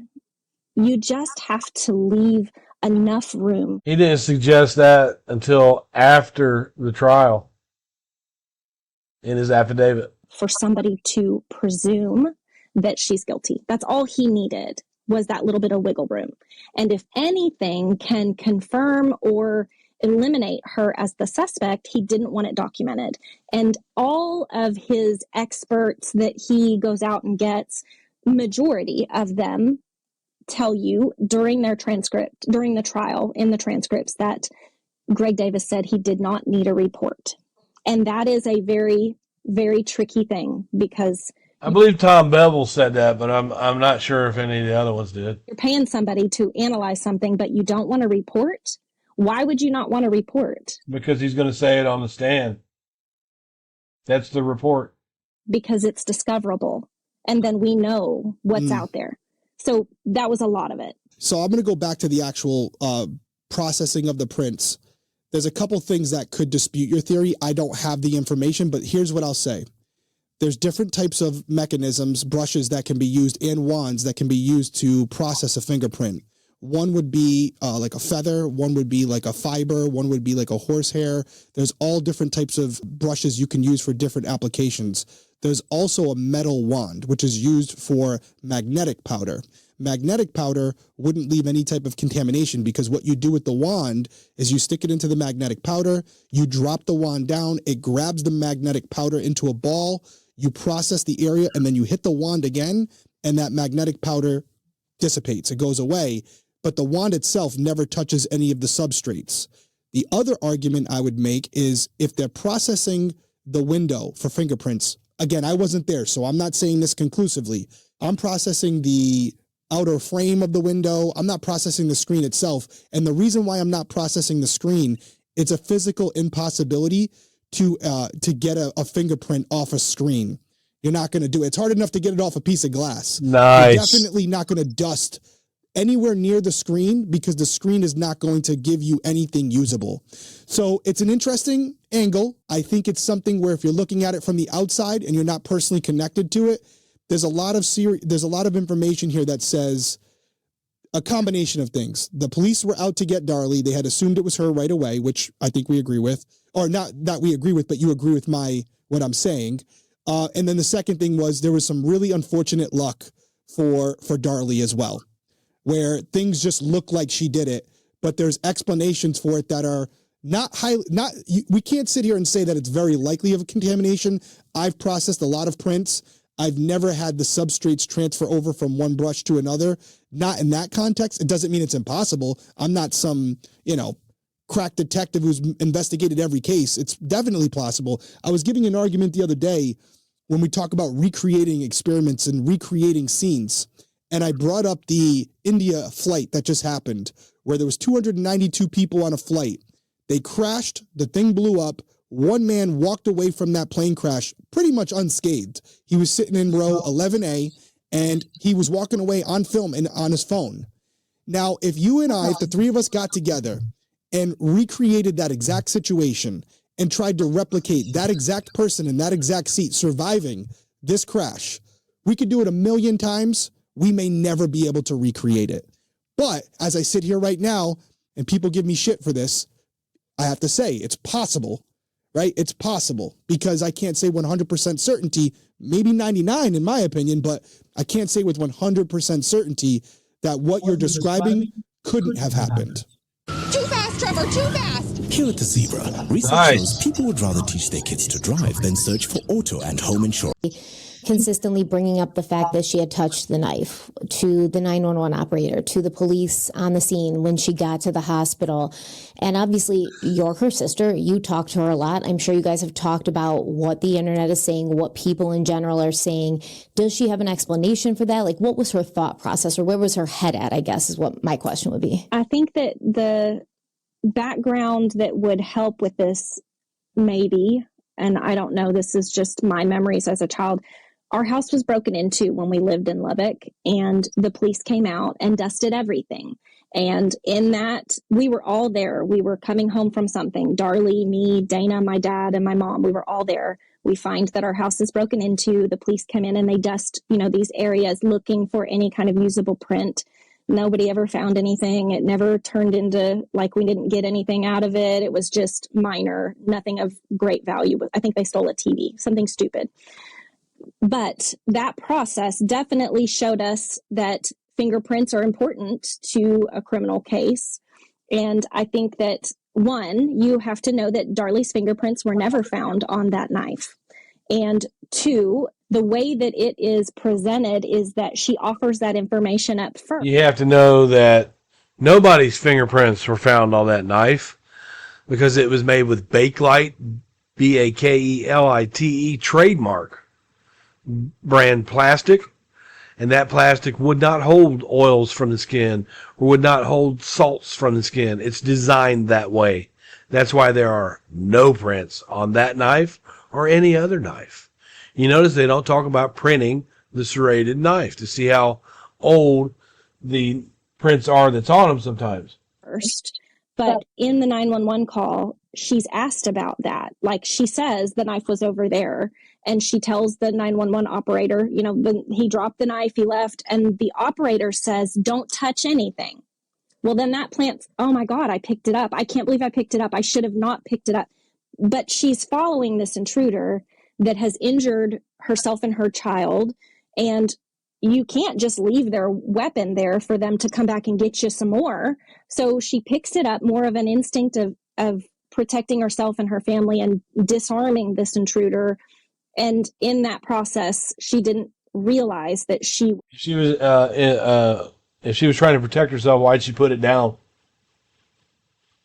Was maybe contaminating evidence. But that is important if you don't know who did this and you genuinely are concerned about finding who did this and who's responsible for this, that would be important to you. I would think about that now. I mean, I'm a crime fan, so I would think about that now. But back then, there wasn't really true crime shows. There wasn't this obsession so much with true crime. And I really do think that it comes back to when our house was robbed. We sat there. Before the internet, there were books. My first book that I read was Vince Bugliosi's Helter Skelter. And then I used to like those True Detective magazines. And then there were crime shows back then. Hard Copy, Inside Edition, those types of things. Watch these police officers fingerprint things. But to answer your question more specifically, she was told not to touch anything. And in response to that, she says, I picked up the knife. I already picked it up. And then she realizes, oh God, I shouldn't have picked it up because there could have been prints. Mm-hmm. That particular handle was not conducive to fingerprinting. And so a lot of them aren't. People think footprints are so easy to grab. I'm so glad you said that because we know she picked up the knife and yet there's no fingerprints there. So if we didn't know it, people would make the argument, oh, she never picked up that knife, because people think that no matter what you touch, you're going to get a fingerprint like the movies and TV. And that's just not the reality. No, definitely not the reality. And another thing I wanted to mention, you make comment about her stepping on the glass and hearing the glass crunch under her feet. That's not part of this case. That was never said. She never said that. She never had any glass in her feet. She never said she felt glass. She never stepped on any glass. So even though she went back and forth 7 times to that sink, she didn't step on the glass that she said was all over the kitchen floor.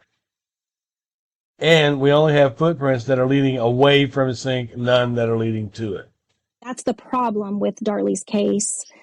A lot of people like to take it on, and things come out of their presentation where maybe they change one word and it becomes a whole different storyline. You know, like it's a whole nother statement when you take like the word superficial.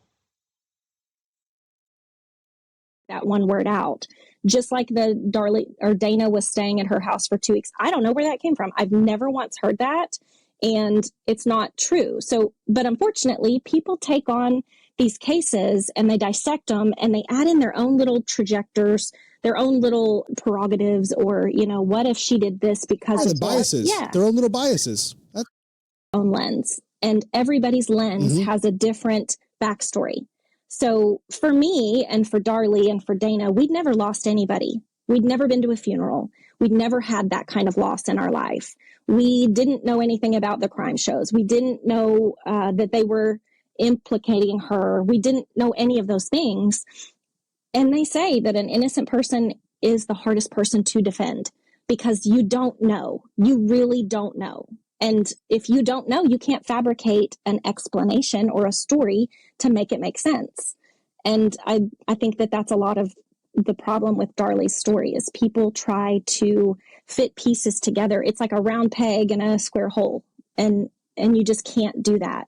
If you take away all of the opinions, and you strictly look at facts, there is nothing, absolutely not one single thing that can be exclusively connected to Darlie being guilty. Every bit of their evidence is contamination or hearsay. Somebody said she changed her story because she said this. Waddell said she said this. But none of that can be proven. That is all just opinion. Same with the blood spatter. Well done. Any comments to that, people? Danelle is getting better at this. That is an opinion. And nowadays, you cannot convict somebody on blood alone. And the definition of an expert witness is so much different now than what it was back then. Back then, I could have been an expert on a crime scene. We're still seeing it. We're still seeing it. Trust me. It's a problem. Here's what I'll say. That reminds me of Dr. LaViolette in the Jodi Arias trial. Alice LaViolette. If you see that testimony, that anybody's an expert. They're right. You talked on the phone. I said right out to you that you weren't coming on this show to convince me or convince Stephanie of something. You were giving another side of the story, which we are always about. We just want the truth. This is about Damon and Devin at minimum, 100%. right? Bringing the person responsible to justice if they haven't already.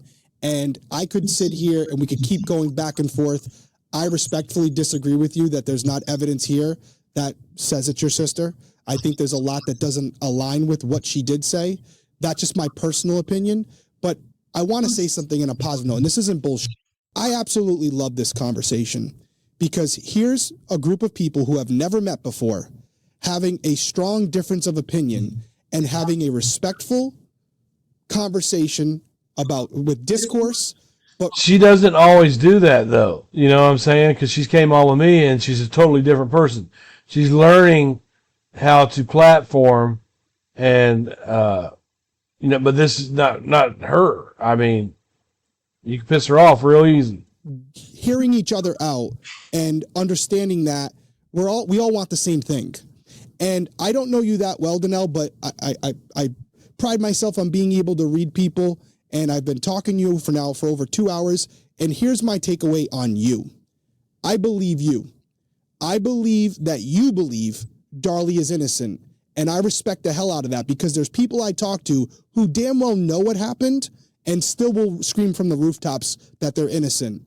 And I'll go out on a limb here and say that if you had proof, if some world proof came out that said Darlie did it, you would be the first one condemning her actions because I feel as a mother, you're in it for the same thing. Yes, you're trying to prove that your sister's innocent, but they were your nephews. I know, Derek, because she did deny the fact that her father molested Darlie. She denied it. She said he wasn't a molester, even though Darlie said so on the stand.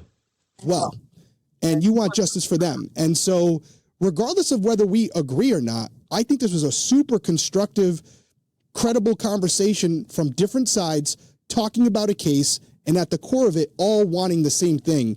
And we were thinking this interview was going to be 30 minutes in a bigger episode.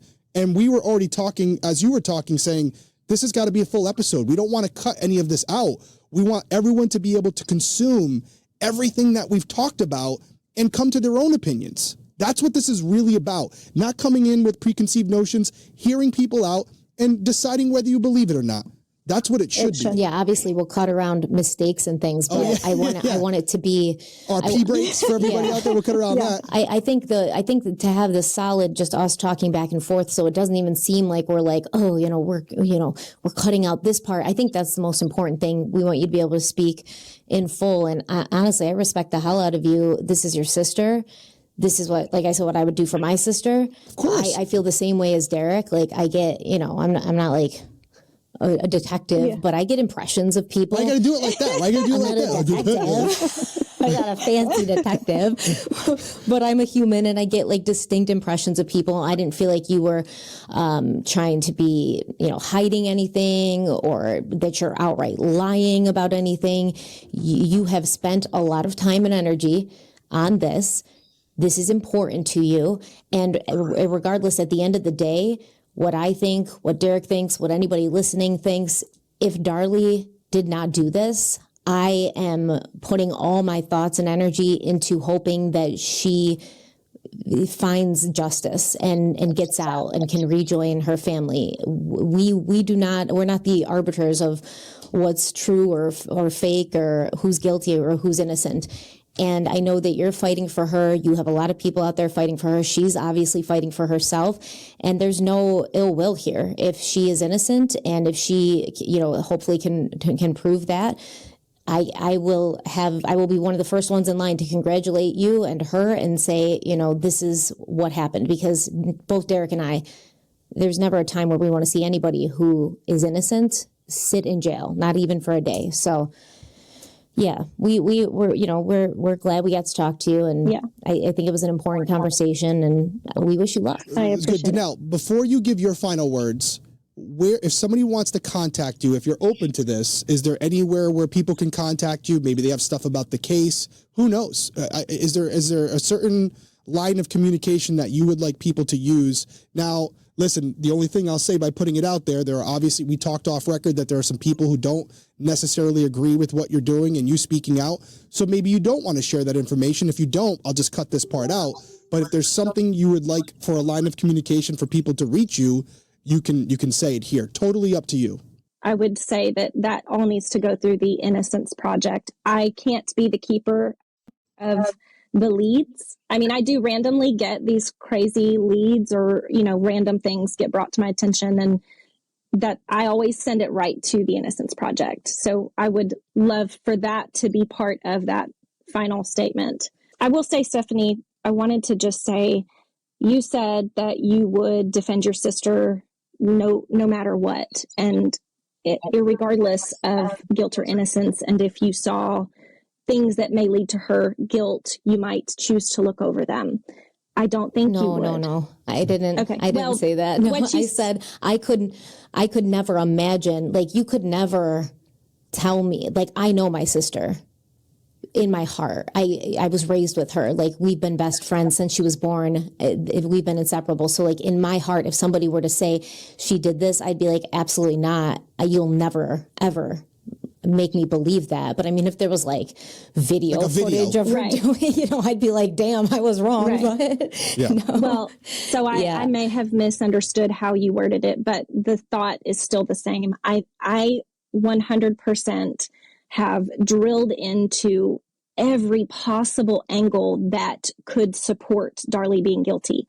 Because first of all, I don't want to be out making this whole... Yeah, you don't want to be that person. And I've seen those people, so I understand that they exist. But I have scrutinized every angle. I have bought textbooks. I have read articles. I have educated myself in every possible way to ensure that what I'm saying is absolute fact and or supported by fact. And I would, regardless of what the outcome was or how we got there, I would love Darlie no matter what, because she is my sister, but I would never, ever excuse her actions if that's what had happened. It has never, ever once been even the tiniest inkling that Darlie could be responsible for this in my mind. It's never. It's never been on your mind that she could be guilty, but you've explored every avenue of her being guilty. Been possible. But as you grow up and as you age and as you see things, you realize I can't trust what I see all the time for what it really is. You have to really investigate it yourself. And like I was saying, I have spent an unknown amount of hours educating myself, researching things, looking at articles like facts and sources that are reliable sources, the National Institute of Justice, the District Attorney's Office, the legal system, like all of it. I have really tried hard, and it's still, every single time, it always goes back to, it matches her story. It matches what she remembers, and it matches what she said the first time she wrote a statement. It still matches what she said when she was on the stand. All of it still lines up and matches based on what we knew the next morning. When we went in and saw her, nothing has changed about what we heard then and what we know now. We still know how it unfolded based on Darlie's story, and that story has been consistent for us. The hearsay back and forth, she told me this, she said that, but in reality, none of that was even documented. Like you can pull stuff from your memory and say it on stand, but how do you expect for anybody to really truly trust what you're saying on the stand when what you're saying on the stand doesn't match what you documented in your notes or in your reports? So it's very touchy, and it is. Oh, this is personal. It is very personal. It is my life. And that's the thing, regardless of what happened, it's affected you and your family exponentially, and it's something that will be a part of your life forever. And listen, we really appreciate you coming on. It takes a lot of guts to come on and do this. I advised you to listen to part 5 before coming on. You said, yep, I'll do it. And yet you still showed up here. And I'll be honest with you, I didn't think you were going to show up. We were going back and forth with the text messages. I was like, she was a little cold feet already, and I told you don't have to come on. I'm like, she's not going to come, and you showed up, and I respect that. I respect it a lot, and yes. I think you're going to have a lot of people who may disagree with you in the comments, but the fact that you're willing to put your face out there and put your words behind how you feel, nobody can say anything bad about that, because not everyone would be willing to do it. I'm wishing the best for you. We are wishing the best for you and your family. Yeah. And if something changes in this story, because it is a polarizing case, we will absolutely cover it. And if it does something happen, maybe we'll have you back. Yeah, keep us updated. Yes, I will. on how the Innocence Project is moving along and what they're discovering, and if there's new testing and stuff, keep us updated, because we do Crime Weekly News too, and we can throw that into an episode and just keep everyone in the loop. We definitely are hoping. It's hopeful, and I have faith. The Innocence Project and the Dallas Conviction Integrity Unit are working hard at really drilling down into it. And it's easy for me to put myself out there whenever I know so wholeheartedly with every fiber of my being that I'm not fabricating anything, and it is what it is. And I try very, very strongly to not present anything for anything that it's not. It is, I try to keep it just as it is, exactly verbatim for what it's written as, because it gets into semantics and people twist things around and take one word out and it changes the whole story. So, but I do appreciate you guys covering this. Even though you may have a different opinion than me, I realize that we are all adults. We can all agree to disagree. Yeah. And hey, we're not the only ones, right? I mean, a jury convicted her, so it's not like we're coming out of left field with this. It's easy to find someone guilty when you already know what the trial was come out with. However, I will say it is much harder to speak out against a verdict when you don't have any legal course to support that determination. It is much easier to believe she's guilty than it is to put yourself in a world where some random person, or maybe somebody that was connected to the family, broke into their house, stabbed the boys and Darlie, and then gets away scot-free, and then Darlie gets put in jail for it. That is such a scary concept for anybody to really put their brain around. Oh, yeah. How do you even... Well, why you're saying that? Why you're saying that? Because I corrected myself. I know we're going to keep going on. It's going to be a 3-hour episode. But I corrected myself based on our messages where I had taken from I had interpreted as you suggesting Darren might be involved, but then we talked again. You emailed me. You were a little mad at me, but it was okay. I wasn't mad. I know there's other sources. She's not mad. She's just she's got boundaries. She was disappointed. She was disappointed. But what do you think happened? We'll leave that. We'll end this episode with what you've said. You've covered it. You said you looked into it. You've researched it. You've lived it. What do you think happened? It's my best guess.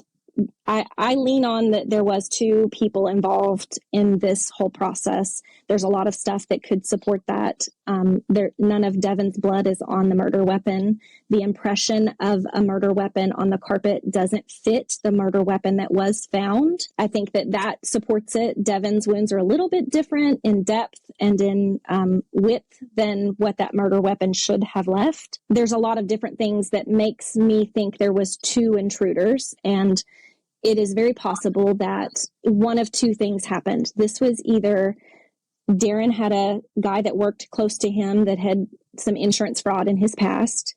Darren had a car stolen as part of his past. Maybe there was some communications. Darren admits that there was conversations about insurance fraud. Is it possible that someone just overheard this conversation, knew that Darlie and Darren were planning on taking a trip to Pennsylvania and would be gone for 2 weeks, and maybe just... Except they see that the car's out front. They see that the TV is on. They don't pull up with a U-Haul. They haven't talked to Darren ahead of time to be sure they get their payment. Decided to go rogue and hit the house themselves. Darren's car's not there, so they must be at the airport, right? So then they break in and they see Darlie's laying on the couch, and from there it goes into, okay, well, Darlie's the only one here. I'll just take advantage of the situation. She was very known for her appearance. She was beautiful and very, very much a sex appeal in every I don't get it.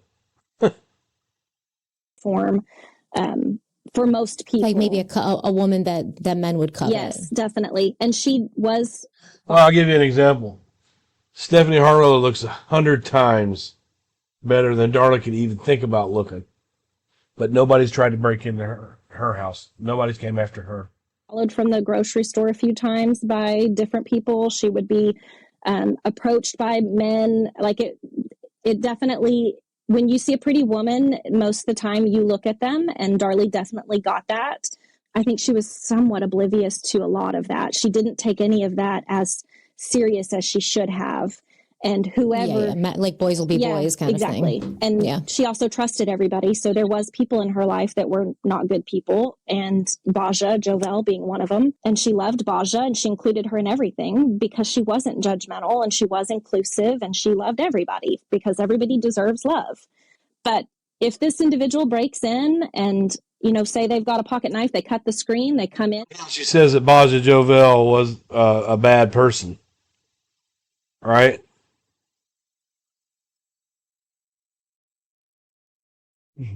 Because that window stayed open and they would have known that window was open. There's so much more I could go into on this, but to keep it short and sweet, my opinion is that they came in with an intent to either rob the house for whatever was available, saw Darlie laying on the couch. But they left 14 pieces of jewelry that were sitting in plain sight, that they could have just grabbed it and left without killing anybody and hit a lick on that alone. And then their motive switched, and it becomes, maybe we can sexually assault her, or maybe we can essay her. And then it becomes Devin and Damon as collateral damage. One of these intruders steps on Devin or kicks Devin, whatever. You can't see Damon because he's between the couch and the love seat, just in a wad of blankets. They wouldn't have even known he was there. Devin was on a blanket and a pillow, but you could have probably overlooked him if you weren't expecting a child to be down there. They step on Devin. He wakes up as they're killing him, and there is some vertical drip of blood on him. So he well could have been upright at one point or another. Damon, all of his wounds are on his back, so he most likely was still asleep. A knife attack, the average time it takes is 23 seconds. So it was very fast. Darlie then was attacked. And that's my opinion, that was the order it went in. But I can't really say for sure why it would have gone that way. But I do think that the motive changed from potentially robbing the house to assaulting Darlie. Yeah, I mean, and her panties being missing are a big factor for me because did they do a rape kit on her? No, they didn't. Uh-oh. At that point in time, it says it in here. Hold on. So there's been several things that I've heard you quote that are not from the transcript or from the trial itself. So a lot of people do that. They pull things out of articles, or they pull things from other sites or whatever, or they trust the source, and what they're given is not necessarily 100% fact. She had a vaginal exam. And you just said that you went through articles to get facts. Speculum exam.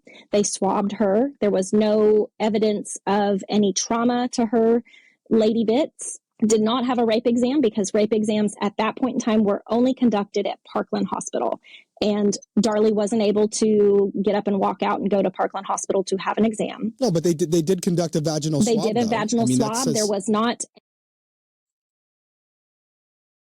What they said was they gave her the exam and they didn't notice any trauma to that area to upgrade it to a full test at Parkland. Any STDs found, and I don't think that they actually looked at those for semen, but there is no documentation that there was semen found in her vaginal canal. Okay.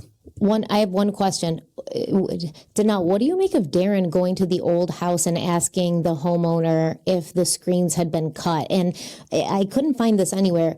How long had it been since Darlie and Darren moved from the old house to the 3 years new house? What was that passage of time between how long they'd been at the new house? I'm not 100% sure. I want to say it was less than 3 years, probably closer to 2 years.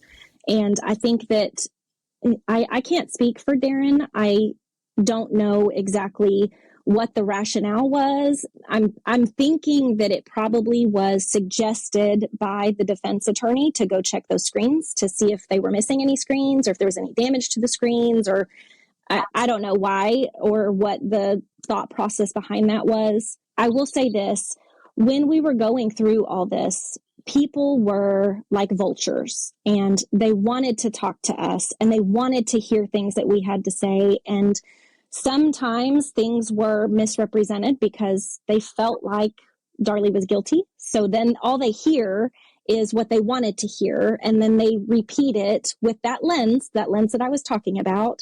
They repeat what they remember through their lens. And it doesn't always reflect an accurate picture of what was said or the questions that were asked. And so I don't know about that because I wasn't there. The person that repeated all of that, I don't know how she felt about the case or what she thought or what her motives were. And I don't know why Darren would have gone to look at those other than by direction from maybe the lawyers.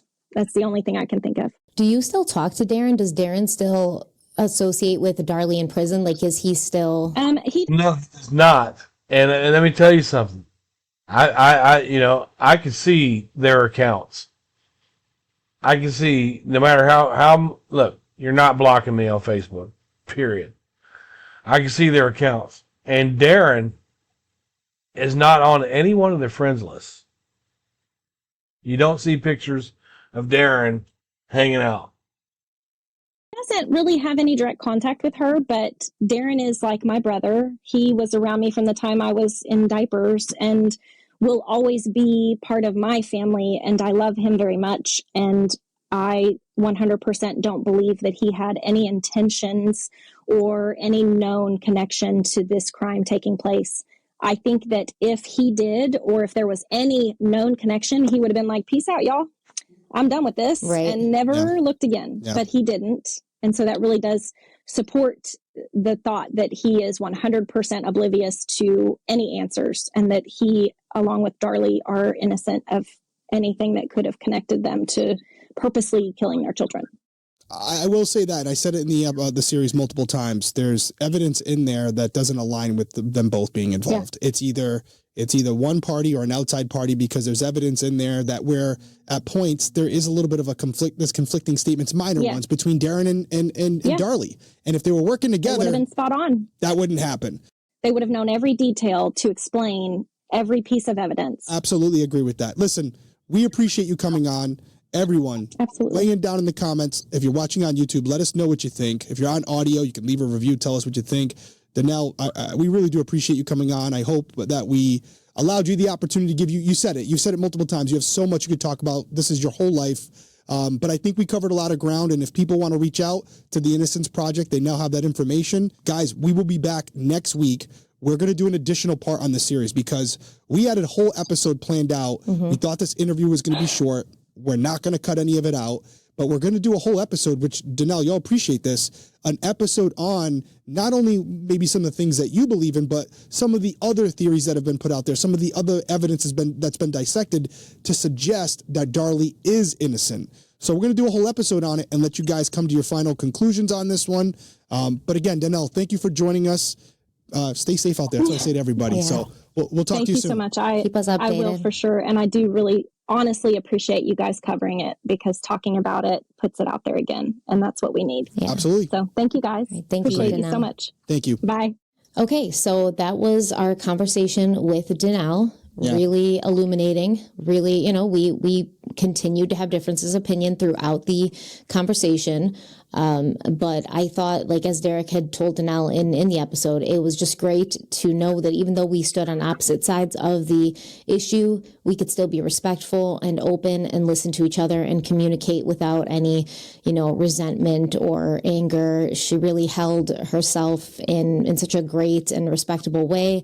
We're so glad she came on the show to talk to us. We give her a lot of respect for that.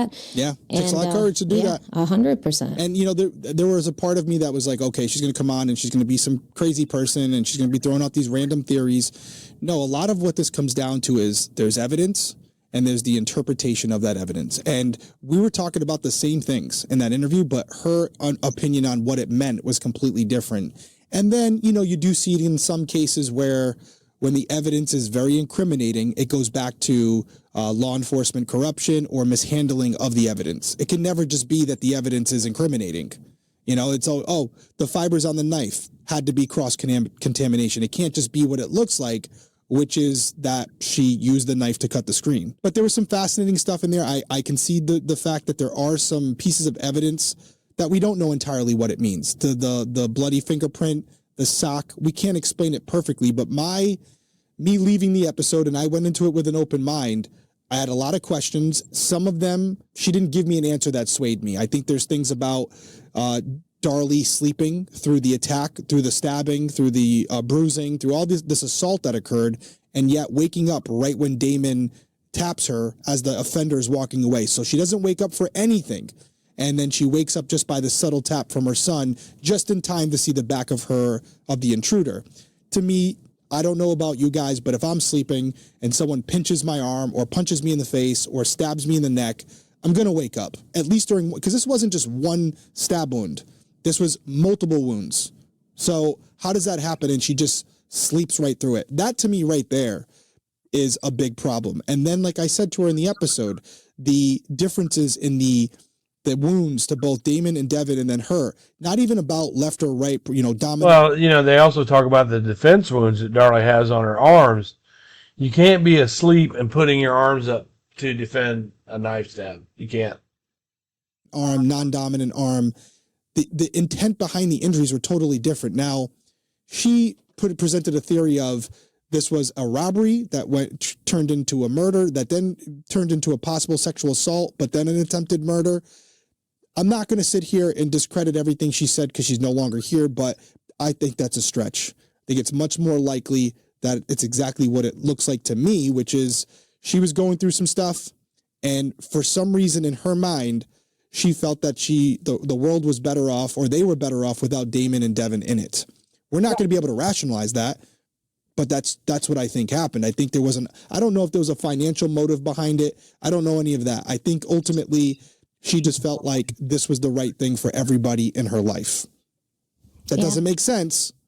That's what I come to. And there's a lot of evidence to suggest that with the glass and the screen and the blood and the lack of blood on the couch where she was assaulted. And then also, the fact that she said it was they might have came in as a robbery.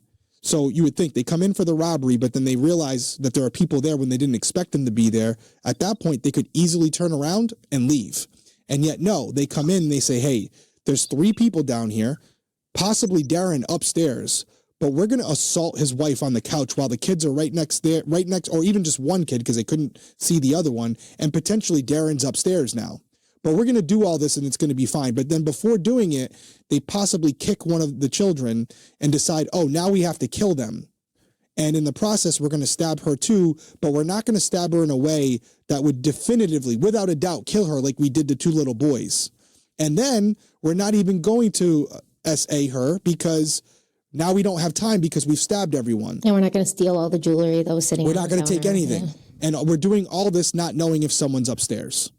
So it's a lot to. Danelle will tell you as far as that jewelry, because I brought it up. Well, they could have I said the same thing you guys did. And she said the reason they didn't take the jewelry is because it wasn't in plain sight and there were 2 2-liter bottles covering it. You can look at the pictures and see that's a lie. I'm not saying this to discredit her. I'm just saying when she says that theory, that is something that you have to consider. And I think a lot of you will, but overall it was a good conversation. She knows a lot about the case. And I hope we did it justice. She sent everything over.